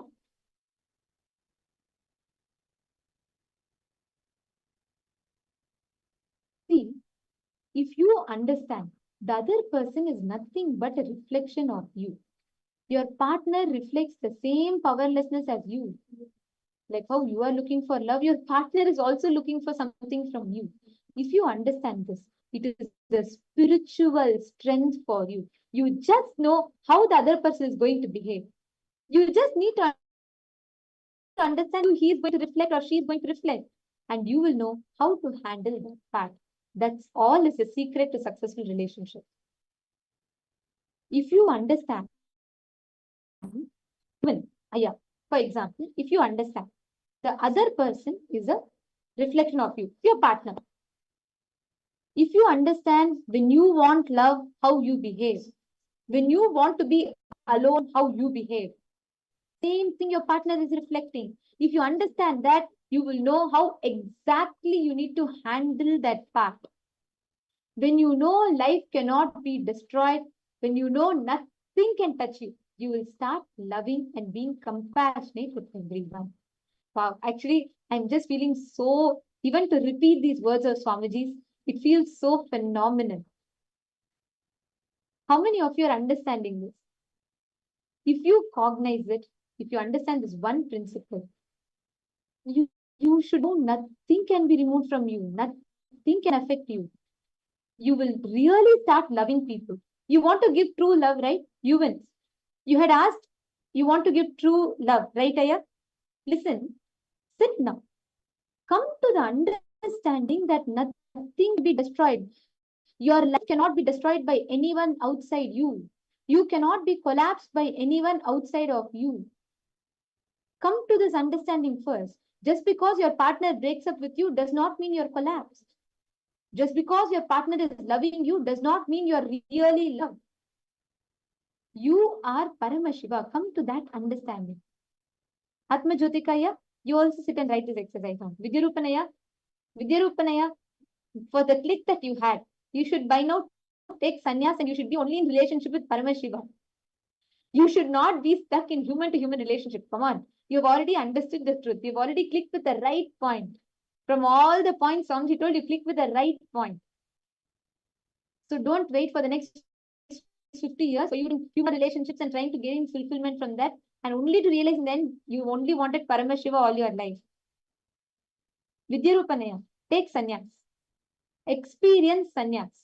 That is what is that ultimate relationship where you experience Paramashiva as your only love, where you experience Param as your only relationship. At that time, you will really start giving true love to others. You will really start giving true compassion to others. Lin Eating has posted, what you want others to treat you is that you can achieve perfection yourself because the source is perfection. Lin Eating, all of you, I'm going to be projecting one line of Swamiji's, okay? Can I request all of you to write it down? Each of you, please this line in the chat. Projecting one beautiful, powerful cognition. I request all of you to please write this down. Can I request all of you to write it? I'm projecting this line now.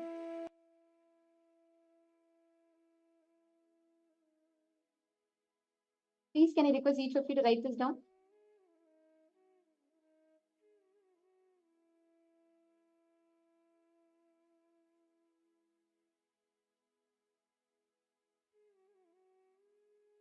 I request each of you to not just write it, but type and post it in the chat. Please type it and post in the chat.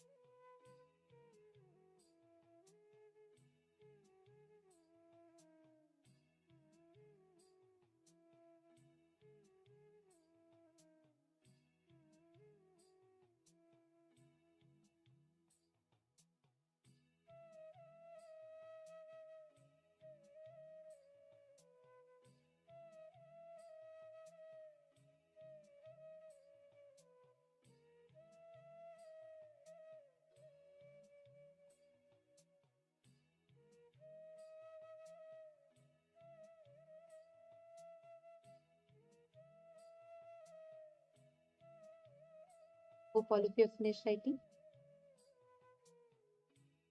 You all.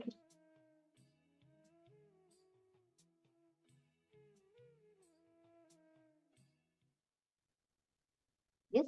Okay. Now, each of you take a few minutes, read these words of Swamiji's. When you start, when you understand, inside you, your state of Paramashiva cannot be destroyed. See, you should say, hey, you can never be, no one can destroy me. Your breakup, your relationship, your love, your not love, that cannot destroy me. I am Paramashiva. Each of you understand this. When you are fulfilled from inside, you will only give that pure love outside to people. If you start understanding, nobody is a threat for you. You will just give pure love. Can I request each of you to write down all the situations where you felt threatened by life? For example, when your loved one wanted help and you felt you felt she only wanted you to do the work and not have a peaceful moment. Actually write it down. All of you, Malini, Tink, Yuvanaya, all of you sit now. Write it down. All the relationships that you're having, it can be even mother, father, or your sister or friends, even your partner, spouse. Write down all the situations where you felt threatened by life. For example, when someone asked you for help, you felt, I know why they're asking for help. They don't like me to sit peacefully, so she keeps asking me for help. Let me also go give her something. Or when she's asking you for time, you feel like constantly nagged. Write down all the times where you felt disturbed or threatened by life. Please take a few minutes and pen down.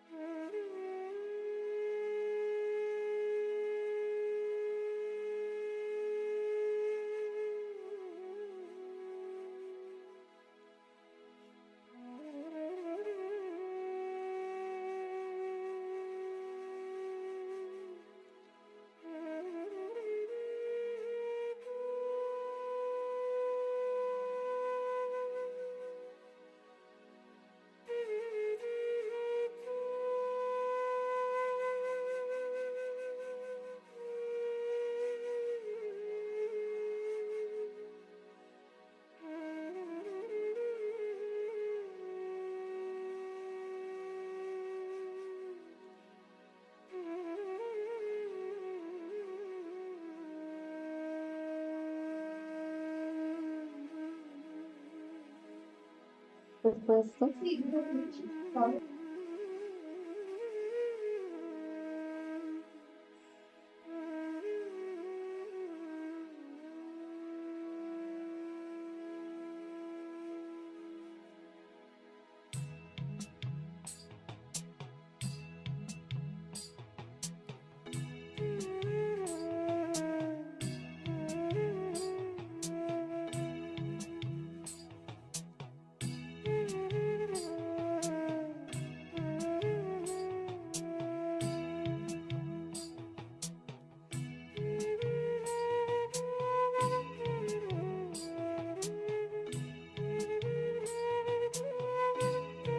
Hope all of you have finished writing. Have all of you written this down? Now, in each of the situations that you have written down,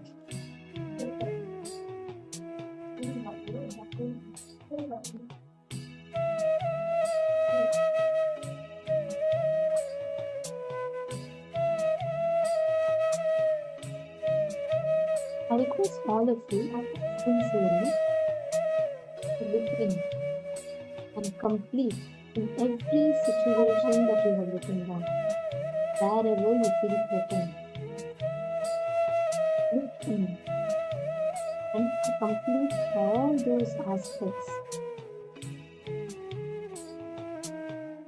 Now I'm going to walk you all through what exactly is cultivation. See, when we say completing with all those aspects, what does it mean? In everything that you've all written down, see how exactly, because of that feeling of threatened, constantly work to get the approval from others outside. For example, if you feel your partner is not really loving you, partner is not really spending time, you try to grab that time and love from the person. You will try to grab that love, time, and that attention from the other person. This is how many times you work. How many of you are cognizing it? You start strategizing in your relationships to grab that.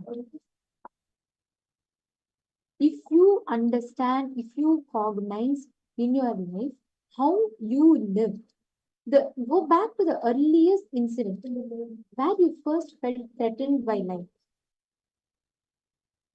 Pen down the earliest incident where you felt threatened. Sit and bring completion consciously inside of you. Revisit, go back to that earliest incident. Please take a few minutes.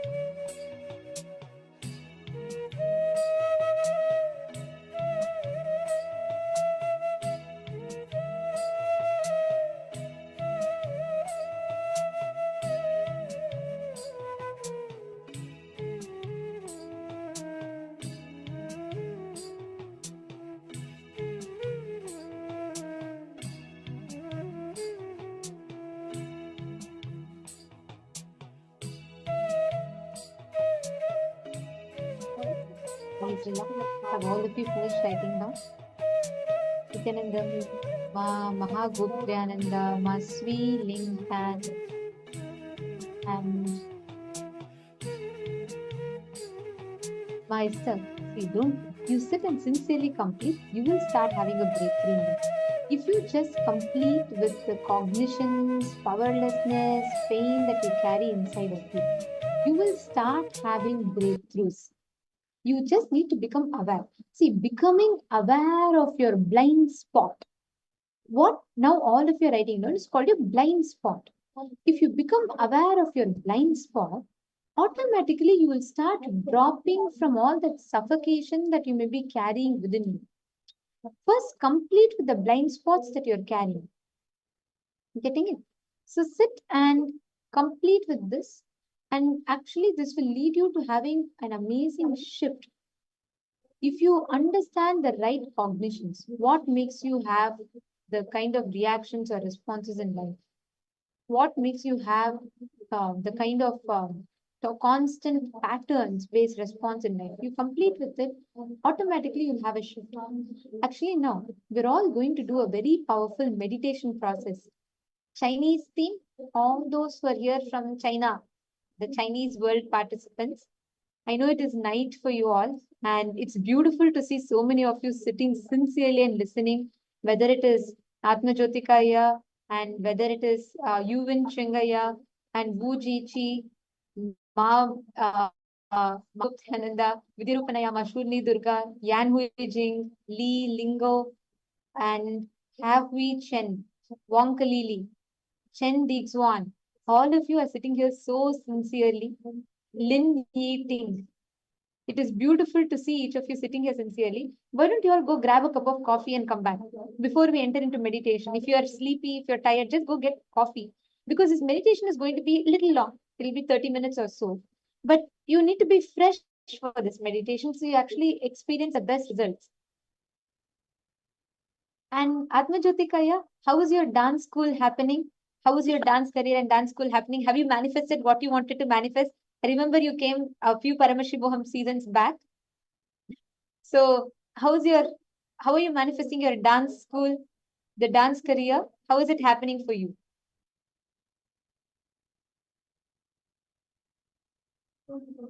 Now, all the others, listen carefully. We are now going to be entering into a very powerful meditation called Anahata Chakra meditation.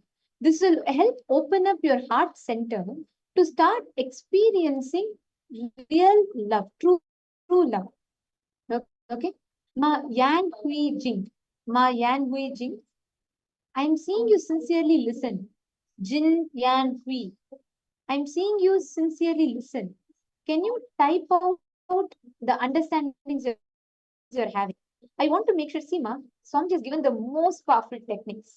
And we can help you apply that in every area of your life to have a breakthrough. By the end of the day today, you will have a shift in your relationships. So keep posting any question that you have, any clicks that you have, and we will be able to guide you in that. Okay, so now let us all enter into a meditation. I request all of you to sit straight. Please grab a cup of coffee. Make sure you're not entering into any other altered states of consciousness when you're doing the meditation. You have to be only in Jagrat. You have to be awake. So please drink a cup of coffee, water, whatever you're comfortable with, please have it so you can be fresh. Now let us all enter into the meditation.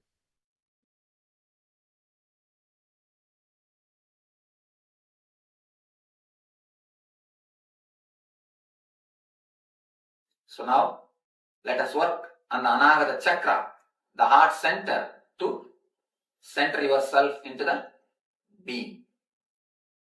It's a beautiful meditation technique from Tibetan Buddhism. Let me explain this technique, then you will start doing. 4 instructions. Listen properly. 4 instructions. One is sitting straight. Sitting straight means your neck, head and the backbone should be in one line. Next instruction, let me finish all the instructions, then you do it.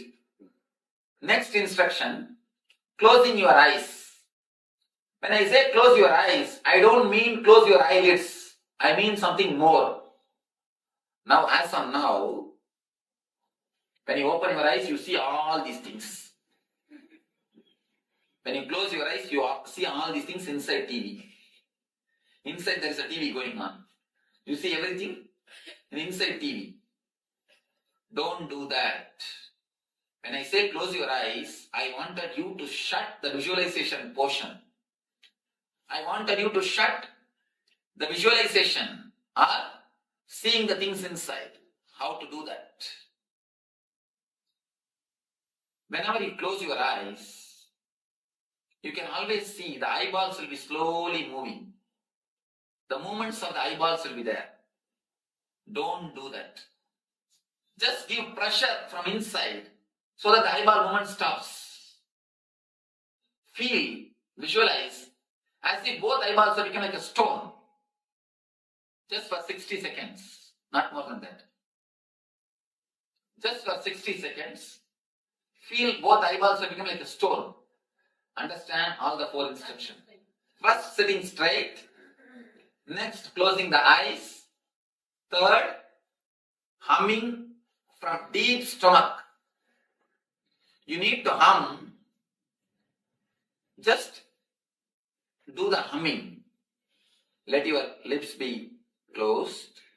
Just do the humming from the navel center, from a deep stomach. Let me show you how to do.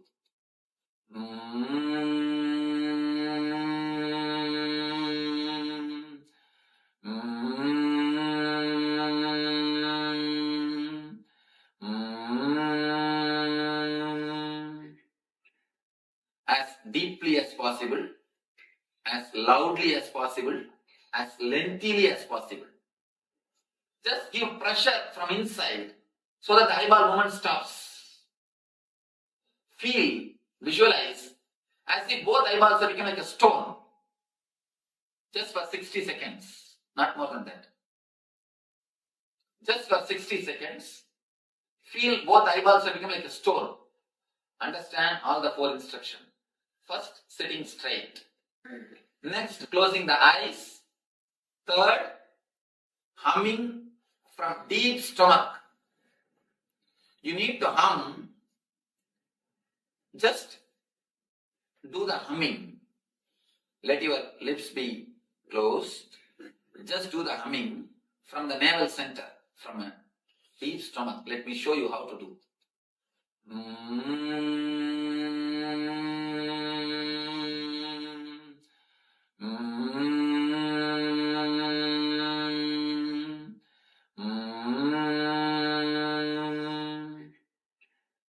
As deeply as possible, as loudly as possible, as lengthily as possible. Are we taking the breath from the mouth?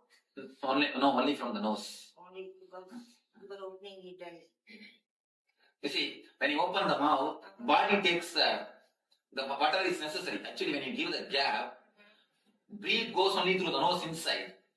But body takes a rest gap. That's all. Whether you breathe by nose or the mouth, don't bother. But do it as lengthily as possible, as loudly as possible, as deeply as possible. Feel your body is an empty vessel and vibrate it totally. Your hands may tremble and your eyes may pour tears. The cough may come out. Don't bother about anything. Let your hands tremble. Vibrate so much so that your whole energy can be centered on your heart. 20 minutes, put your whole effort and hum. And next 10 minutes, sit silently, concentrate on the heart center. In this region, concentrate. Just feel that music is coming from here. You will be listening to music. That music is happening from this place. Just concentrate in this region. Not very tightly, relaxed way. Feel that region. 4 instructions.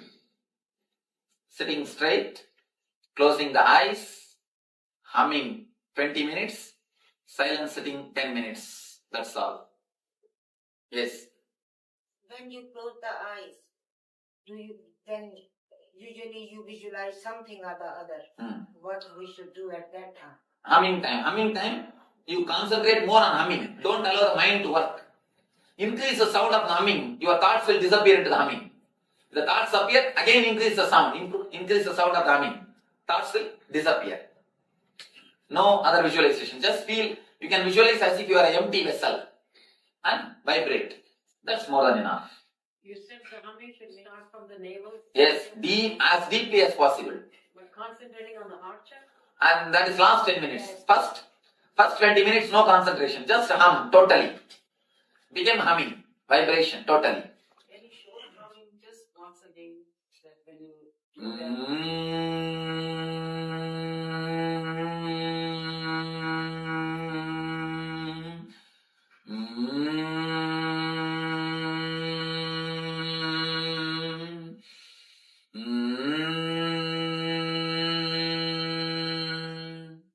Is it similar to the way we say oh? No, not Om. It is much deeper than that. Any doubt in the instruction? Yes. Swamiji, is it starting from the navel? It will start from deep, much more deeper than the navel. Don't bother about from where it starts. Do it totally. We don't have to focus on breathing. No. Breathing just goes on. Breathing just, yes. Does the success of it depend on how forcefully you do it? How? Forceful. Yes. I wanted you to do it aggressively. I get a headache when I do it. I get a headache when I do it. Headache. Don't worry about it. First, if you have the potentiality to get the headache, once or twice it will come out, it will erupt out. You will never get it back. So, start chanting, start humming totally. Let us start the meditation. First, tie the ribbon.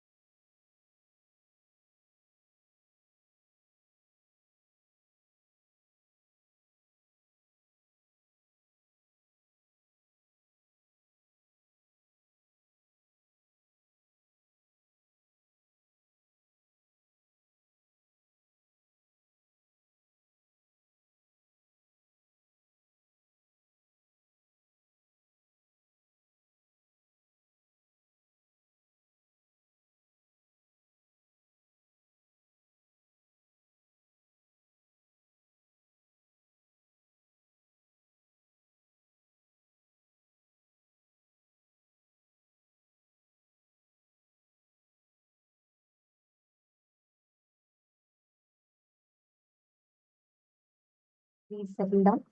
If you can slowly relax. How do you all enjoy the meditation? How is the meditation process for you all? Settle down, you all can relax. Higzin Vengaya and Vuji Chinnaya. How do you all enjoy the meditation process?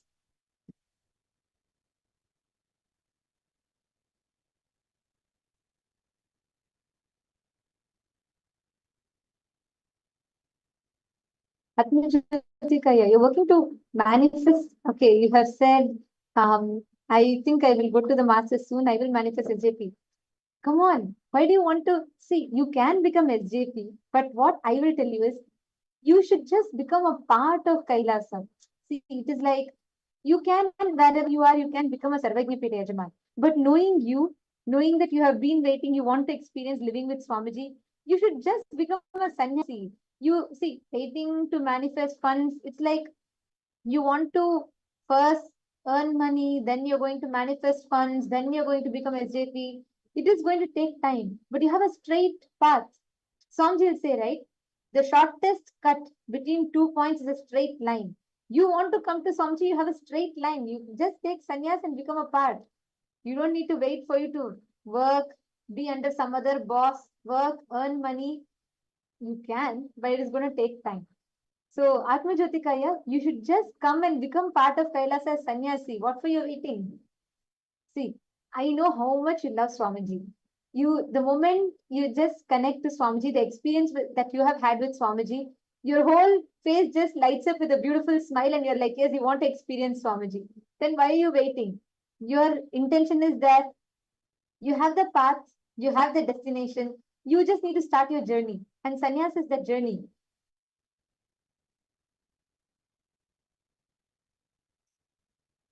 So, Atmajyotikaya, don't have see, you're right now having a complicated desire.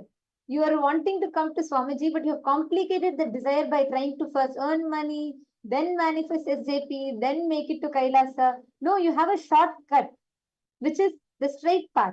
Take sannyas, become a part of Kailasa. You should understand Atmajyotikaya, when you have the Guru Bhakti, when your being inside is yearning to be with the Guru, you should just jump for sannyas. Nothing else matters in life.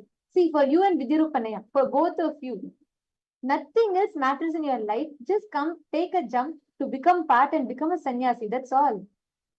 If you keep waiting, Maya will keep distracting you. When you will start earning money, then you will forget why you are earning the money. Then you will think just a little more, and then Maya will pull you into the delusion. Don't fall into that. You are yearning for being with Swamiji. Now Swamiji has opened the doors of Kailasa. Actually, you should know, already many people from China have settled down. So many Chinese people have just decided to experience Swamiji. They have come and settled down. So why wait? Atmajyotikaya is laughing. Come on, you should become a part and experience this. Each of you, please post how did you all enjoy? Take a moment and please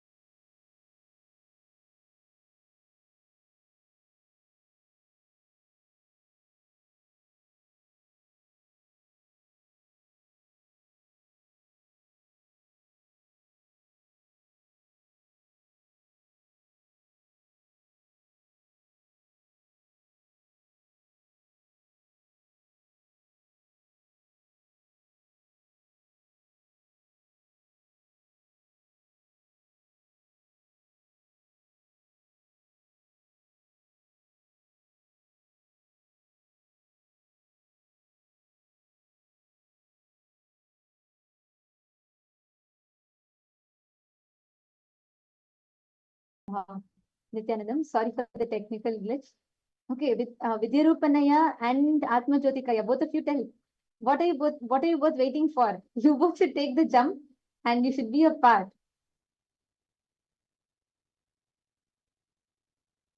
Okay, Atma Jyotikaya has posted, Ma, I just saw that some of my self-judgmental thoughts came from my parents scolding me when I was a child.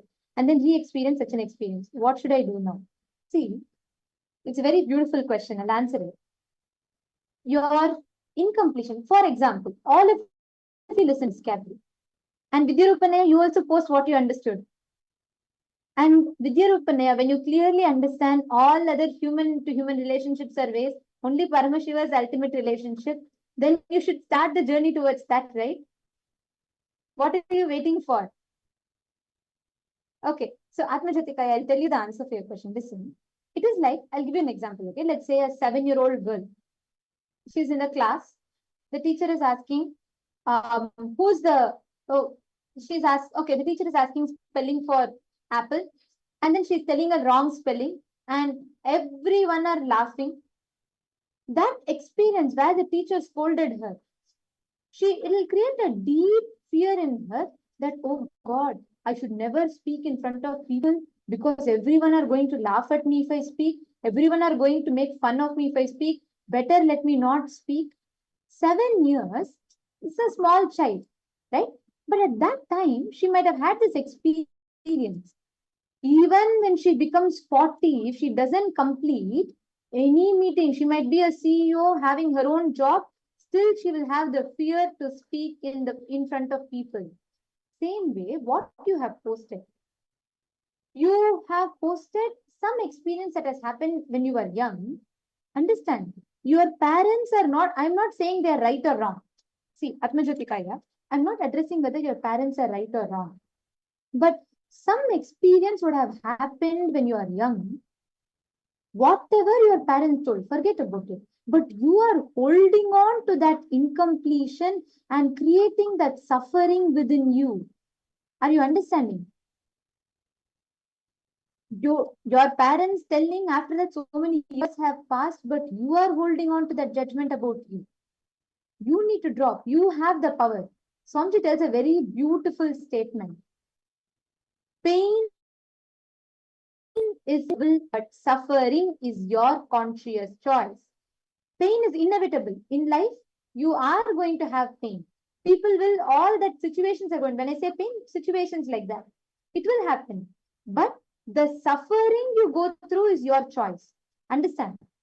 That incident happened when you were small, when you're 7 years old. Now, at least 10 to 20 years have passed. You need to sit and complete with it. You are holding on to the judgment just because someone told. For example, if someone said that you are slow, or someone said you are not talented, they would have told and moved on. But you are holding on to their judgment that you are not talented, and you are putting yourself down because of it. You have the power. It is your decision. Do you want to hold on to it? Is your decision. You need to decide whether you're going to hold on to it or you're going to move from it, whether you're going to shift from it. Every one of you, all the participants, please take this sincerely. Sit and complete. See inside you, what is the pain? What is the suffering that you are carrying? And look within you, inside of you, and consciously complete. Complete with the patterns, complete with all the incompletions, the pain that you carry inside of you. Only if you complete, you will be able to have a shift from it. Otherwise, you're going to constantly create this suffering. Are you understanding? Atma Jyotikaya, are you understanding that you are carrying on to the situations? Your parents might have told you when you are young, but even now after growing old, you are remembering and carrying on that. You have the power to complete it. Okay, Aya is asking, Ma, you just said that the straight line distance between 2 points, have one line is the shortest. So now I just need to have a strong connection with the master and it will be okay. Of course, yes, it will be okay. See, it's like this. You are wanting to manifest money. Okay, let's say you want to manifest $1 million. Okay, It is like you want to manifest $1 million. There's a job offer that you have, which will give you $1 million. You just need to complete the interview and take the job offer. But you don't even attempt the interview. You decide, oh God, it is $1 million job. Then I may need to first prepare myself. Better let me go and study education because I did not get good marks earlier. So I'm going to start my education once more. Once I get good education, then I'll have some other profession experience. Let me prepare. Then I'll apply for 1 million job. You are complicating your desire. You are first saying you have a job. Straight path is what? The shortest cut to get it is what? Apply for it. Go for the interview. But instead, you think, oh God, no, this time I should not miss. So better first let me go and let me get educated. Let me understand what are the requirements. I will take another similar job to get some experience. Let me then build my resume. Then I will go. No, you're complicating life. You want Swamiji. You want to come to Kailasa. Kailasa is open. What you're waiting for? You just need to take a step. No. See, you need to see where you're complicating that desire. You are holding on something. Your being wants to be with Swamiji, but your mind is giving you that insecurity. That doubt that you're having is insecurity. You need to consciously complete. You need to ask yourself, is this insecurity pattern really valid? Do I need to cling on to this, or can I experience and have a breakthrough? The power, the key is in your hands. End of the day, you are the owner for it. All of understand. You are the owner. You have the ability to decide whether you're going to suffer for something or not. Ma Hai Hui Chen is asking, my sister has been suppressing and slandering me. Why is that? Understand? Ma Hai Hui Chen. Your sister is a reflection of one of your own part. See which part inside you is constantly suppressing you and slandering you. Your sister is reflecting the part of you inside you which is suppressing you. Complete with the part inside you that is putting you down. Nobody from outside will be able to shake you. Ma Hai Hui Chen, you tell me, do you see Swamiji's life? Open Nithyananda Truth. I want you to do one help. I'm going to send you one link, okay? It's called nithyanandatruth.org. Read that and understand how many people try to do what all to Swamiji. Have you ever even seen that smile of Swamiji's face? No. Even when people went to the extent of attacking Swamiji's life, which is the worst possible extent, even at that time, nobody could remove the smile from Swamiji's face. That is why all those who call themselves as enemies, they all try their best. They come with new strategy each time. They try to become traitors. They try to do this, that. Nothing can shake Swamiji. Because Swamiji is not, he is Paramashiva ultimately, that is one. But Swamiji reflects so much of Advaita. No, nothing from outside can cause powerlessness.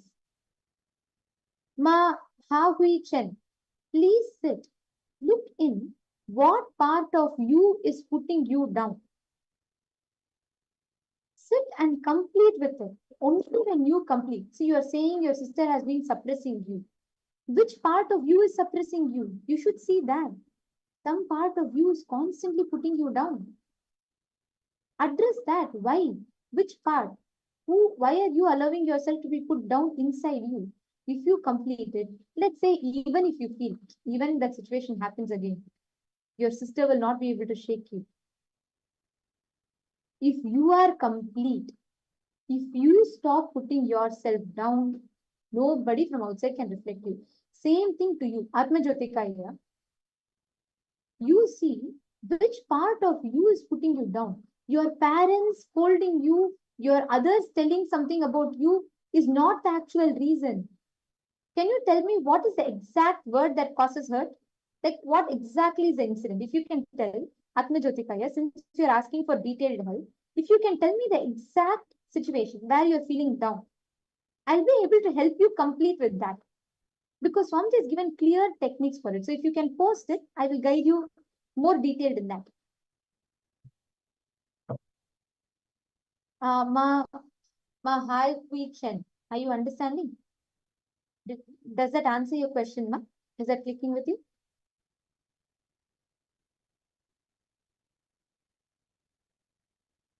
Ma Bella Patel.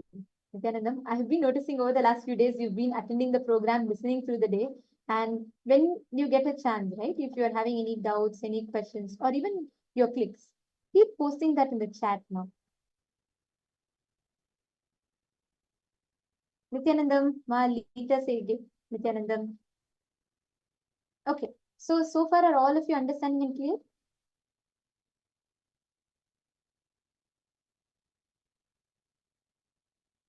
Oh, you went Shungaya, you missed this because you went to translate. Actually, if you attend fully, just see if you can have someone else for today. Because I really want you to attend the session. This is something you have been seeking for, right? You want to have a breakthrough in relationship. So don't miss anything from today's session. If you are able to arrange someone else just for today, then it will be good, Aya. Because today Swamiji has given amazing gifts. You can never learn about relationships from anyone else other than from Swamiji. He'll give you oneness as the experience. So you should not miss. Okay, Atma Jyotikaya has posted, in my self-evaluation, I feel that I cannot do well. This is my stuck point. I'm afraid that I'll not be able to do well.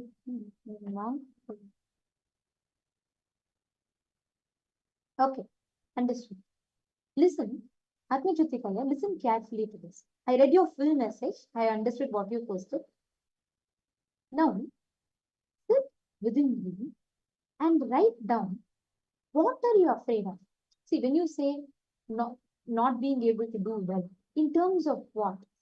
Only when you micromanage your inner space, only when you know what part of me am I having a doubt of. Only when you complete that, you will be able to make confident decisions in life. Actually, Atma Jyotikaya, right now as I'm talking to you, I just scanned you. I connected to Swamiji and I just scanned you. Listen carefully, I'll tell you exactly. There was one decision you made where you put all your life investment into something, some kind of a business or something you opened. I'll not say business, but you did something where you put your life investments and that did not go well and it failed. You had a major setback after that. Means you expected something big. You put all your life investment into that, but end of the day, it did not pick up the way you expected it to. And that incident has caused a deep hurt and hit in your confidence. From your young age, if you remember, whenever people tell you that you're not good, when people tell you, especially when people use the word you're not talented, you get affected. Is it not? It really hurts you. Even if people tell you you're lazy, if people tell you you're not hardworking, you'll be fine. It will not affect you. But if someone tells you you don't have the talent or capability, that causes deep hurt in you. Am I right? Is that correct? Are you able to relate to it? Atma Jyotikaya? You need to address and complete that part. If you are able to identify these two things, let me know in the chat. One is, if whenever people tell you that you are not talented or capable, it causes deep powerlessness. Second, this pattern got triggered more deeper, more stronger in you when there was one incident very like just a few years back where you were trying to do something, make something happen. You put all your time, investment and everything into it, but it collapsed. And you went into a deep like a depression, or not depression, but you went into a deep powerlessness after that. You felt you regretted your decision. Are you able to associate? Are you able to understand? Actually, if you can sit and complete with it, and you will really be able to have a breakthrough. You will really be able to have a shift in that.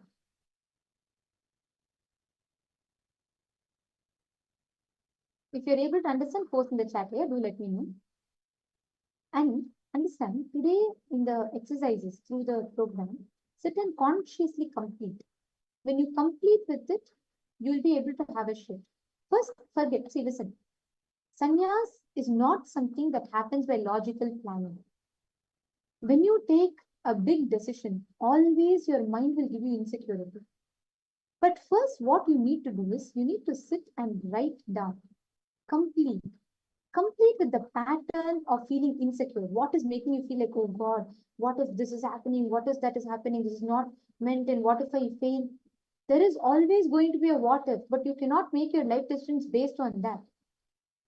Now, you're actually struggling with deep self doubt and self denial because you believe you do not have talent or capability. You get so affected whenever people tell that it hurts you. So you stop and withdraw from life. You need to sit and complete with them. So Atmajyotikaya, come for Paramashivoham next few days.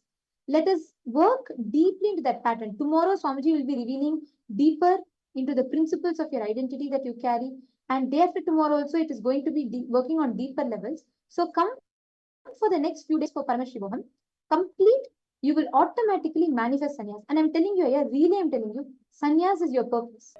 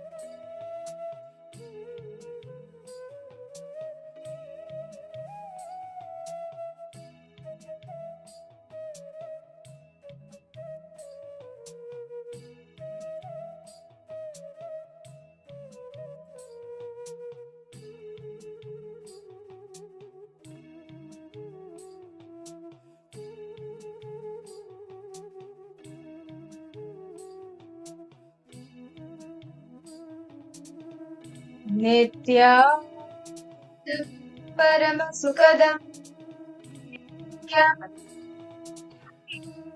Dvandva Daksham Daksham Ekam Nivanamachalam Sarvadi Sakshibhutam Bhavam Tripuraritam Sadgurum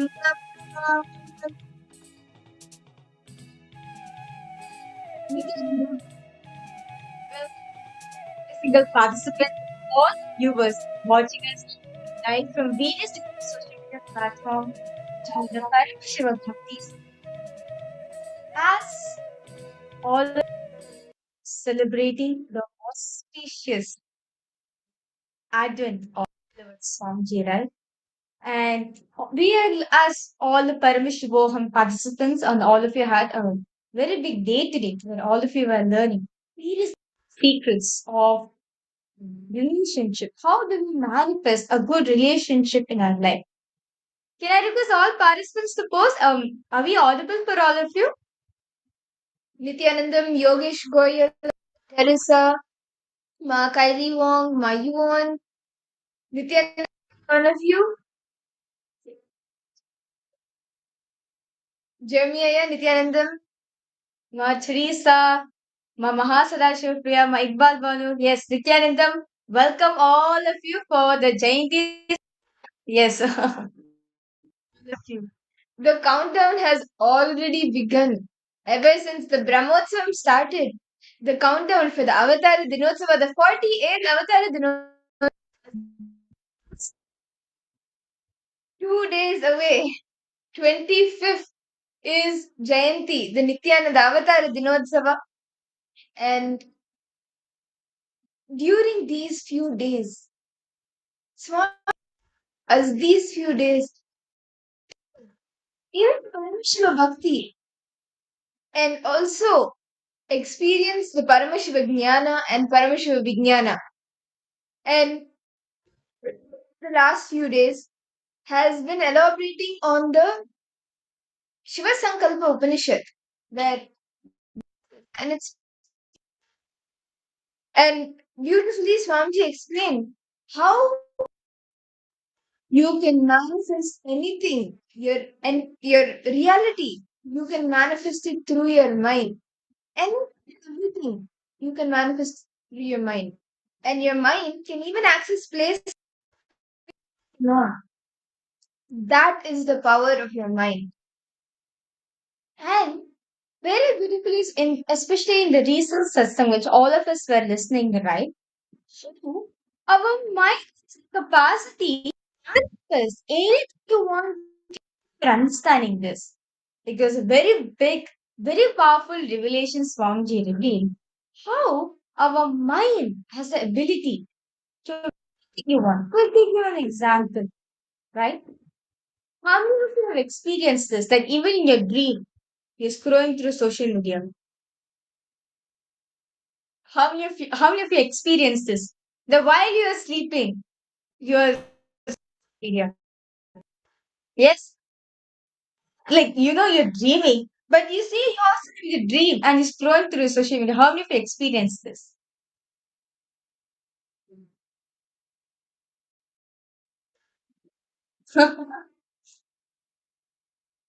or or you're able to fantasize something in your dream, like some kind of stories or anything, fantasies coming to reality in your dream. How many? Anyone? Can you see yourself in Spotify? Okay. Matarisa, Maipalvano, Makaidi Wong. So, but still, Swamiji says, see, all this is happening because your mind, right? The mind which you're carrying, because of this, Swamiji says, our attention span, because of which and addictions you're having, it's not yourself to your mind. Well, especially with the AI revolution, right? Literally. all your fantasies, anything you want to manifest with the help of AI, you can manifest it. Like, yeah. Understand, your mind has the capacity. Association, you're able to experience.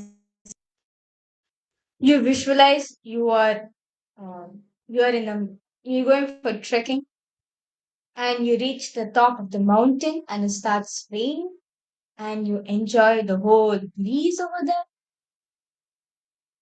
right? When we visualize it, we feel it within ourselves, right? Or to take a simple example, we think our favorite food. We think our favorite food immediately comes in our mouth, right? Like fried rice, whatever. Right? You imagine, you visualize you're sitting in a restaurant, you're ordering your favorite food, and your favorite food gets arrived. Take the first bite, like, you can feel the taste appearing in your mouth, right? That's the power of your sense. It's power which even when it's having limitation. Swamiji said very beautifully state, right?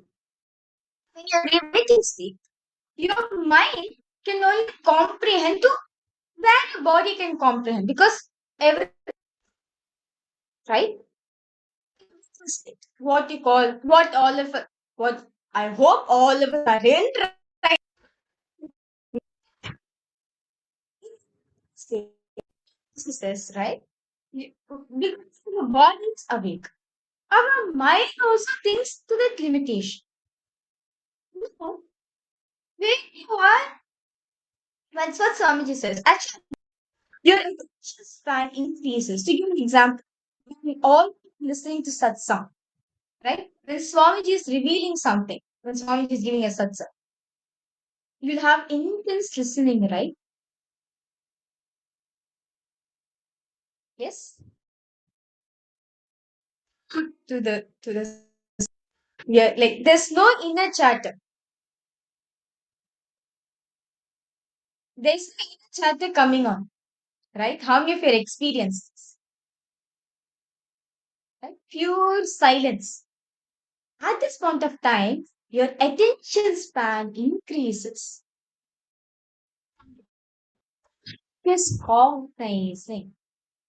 But having the ability to increase your attention span for a long time, not coming day. This is waking state. See, span increases a little bit. Your attention span decreases a little bit. Okay, so you're in like 50-50 listening, right? 50-50 hearing. To the Jagrut Swapna state, the wake dreaming state, where we are like span is decreased. But it's not you not listening. You're listening. Your attention span is decreased. You're not that fully aware. That is your waking and dreaming state. Now, when you completely lose attention span, when you completely this, you are in dreaming state. In that state, the mind is able to access planes which the physical body cannot. That because of that, because your attention span is lesser, right? You you let your mind to coming away, and you delude yourself with it, and like that, you let your whole life get mind. How many of you are able to relate with this? That when like this was Swamiji, this what Swamiji says when you're addicted to social media, when you're too much addicted to social media, this is what happens. Like when you're so addicted to social media, but social media thing is the latest thing which is being trending on. And because of that, Swamiji said, because of that, we let our mind to take our whole, we bind ourselves, to tie ourselves to your mind. How do you correct? If any one of you have any doubts, do feel free to post in the chat section. That's why lately, many researchers have studied children or young who are getting addicted to social media from very young age, to gadgets, functionality of the brain, due to which they fall into too much of depression and anxiety. But this is all of us to understand has the power to manifest any reality you want. Okay. Okay, Jeremiah, you asked when attention span decreases, you go to different planes. You go to plane. You go to lower plane. When your attention span decreases, you go to lower planes. When your attention span increases, you go to higher states.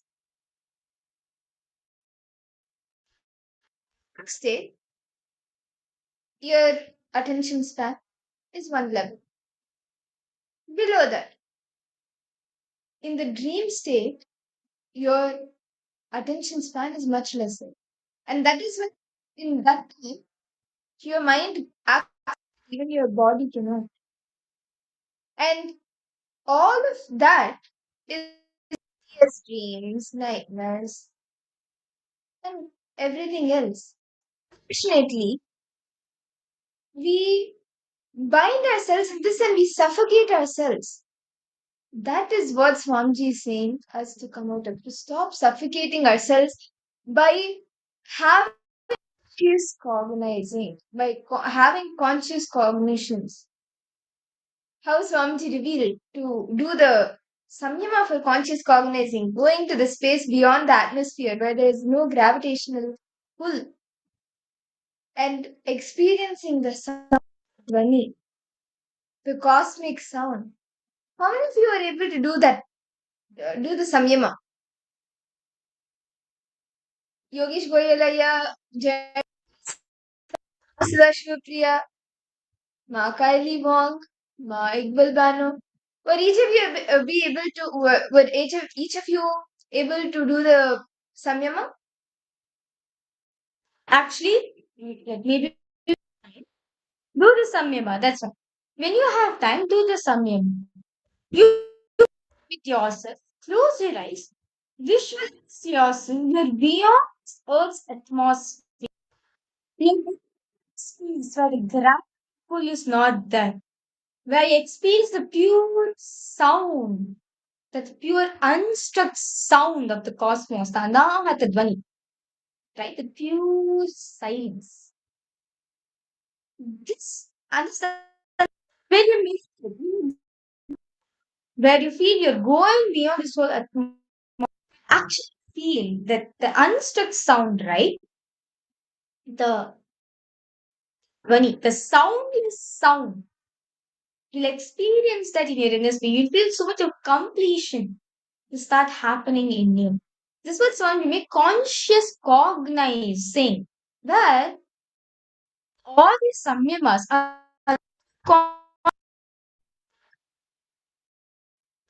increase your attention span. You're actually you're actually cognizing in your life. Okay, if a thought comes up while you are listening, no, you're getting distracted. You're letting your mind to come and play.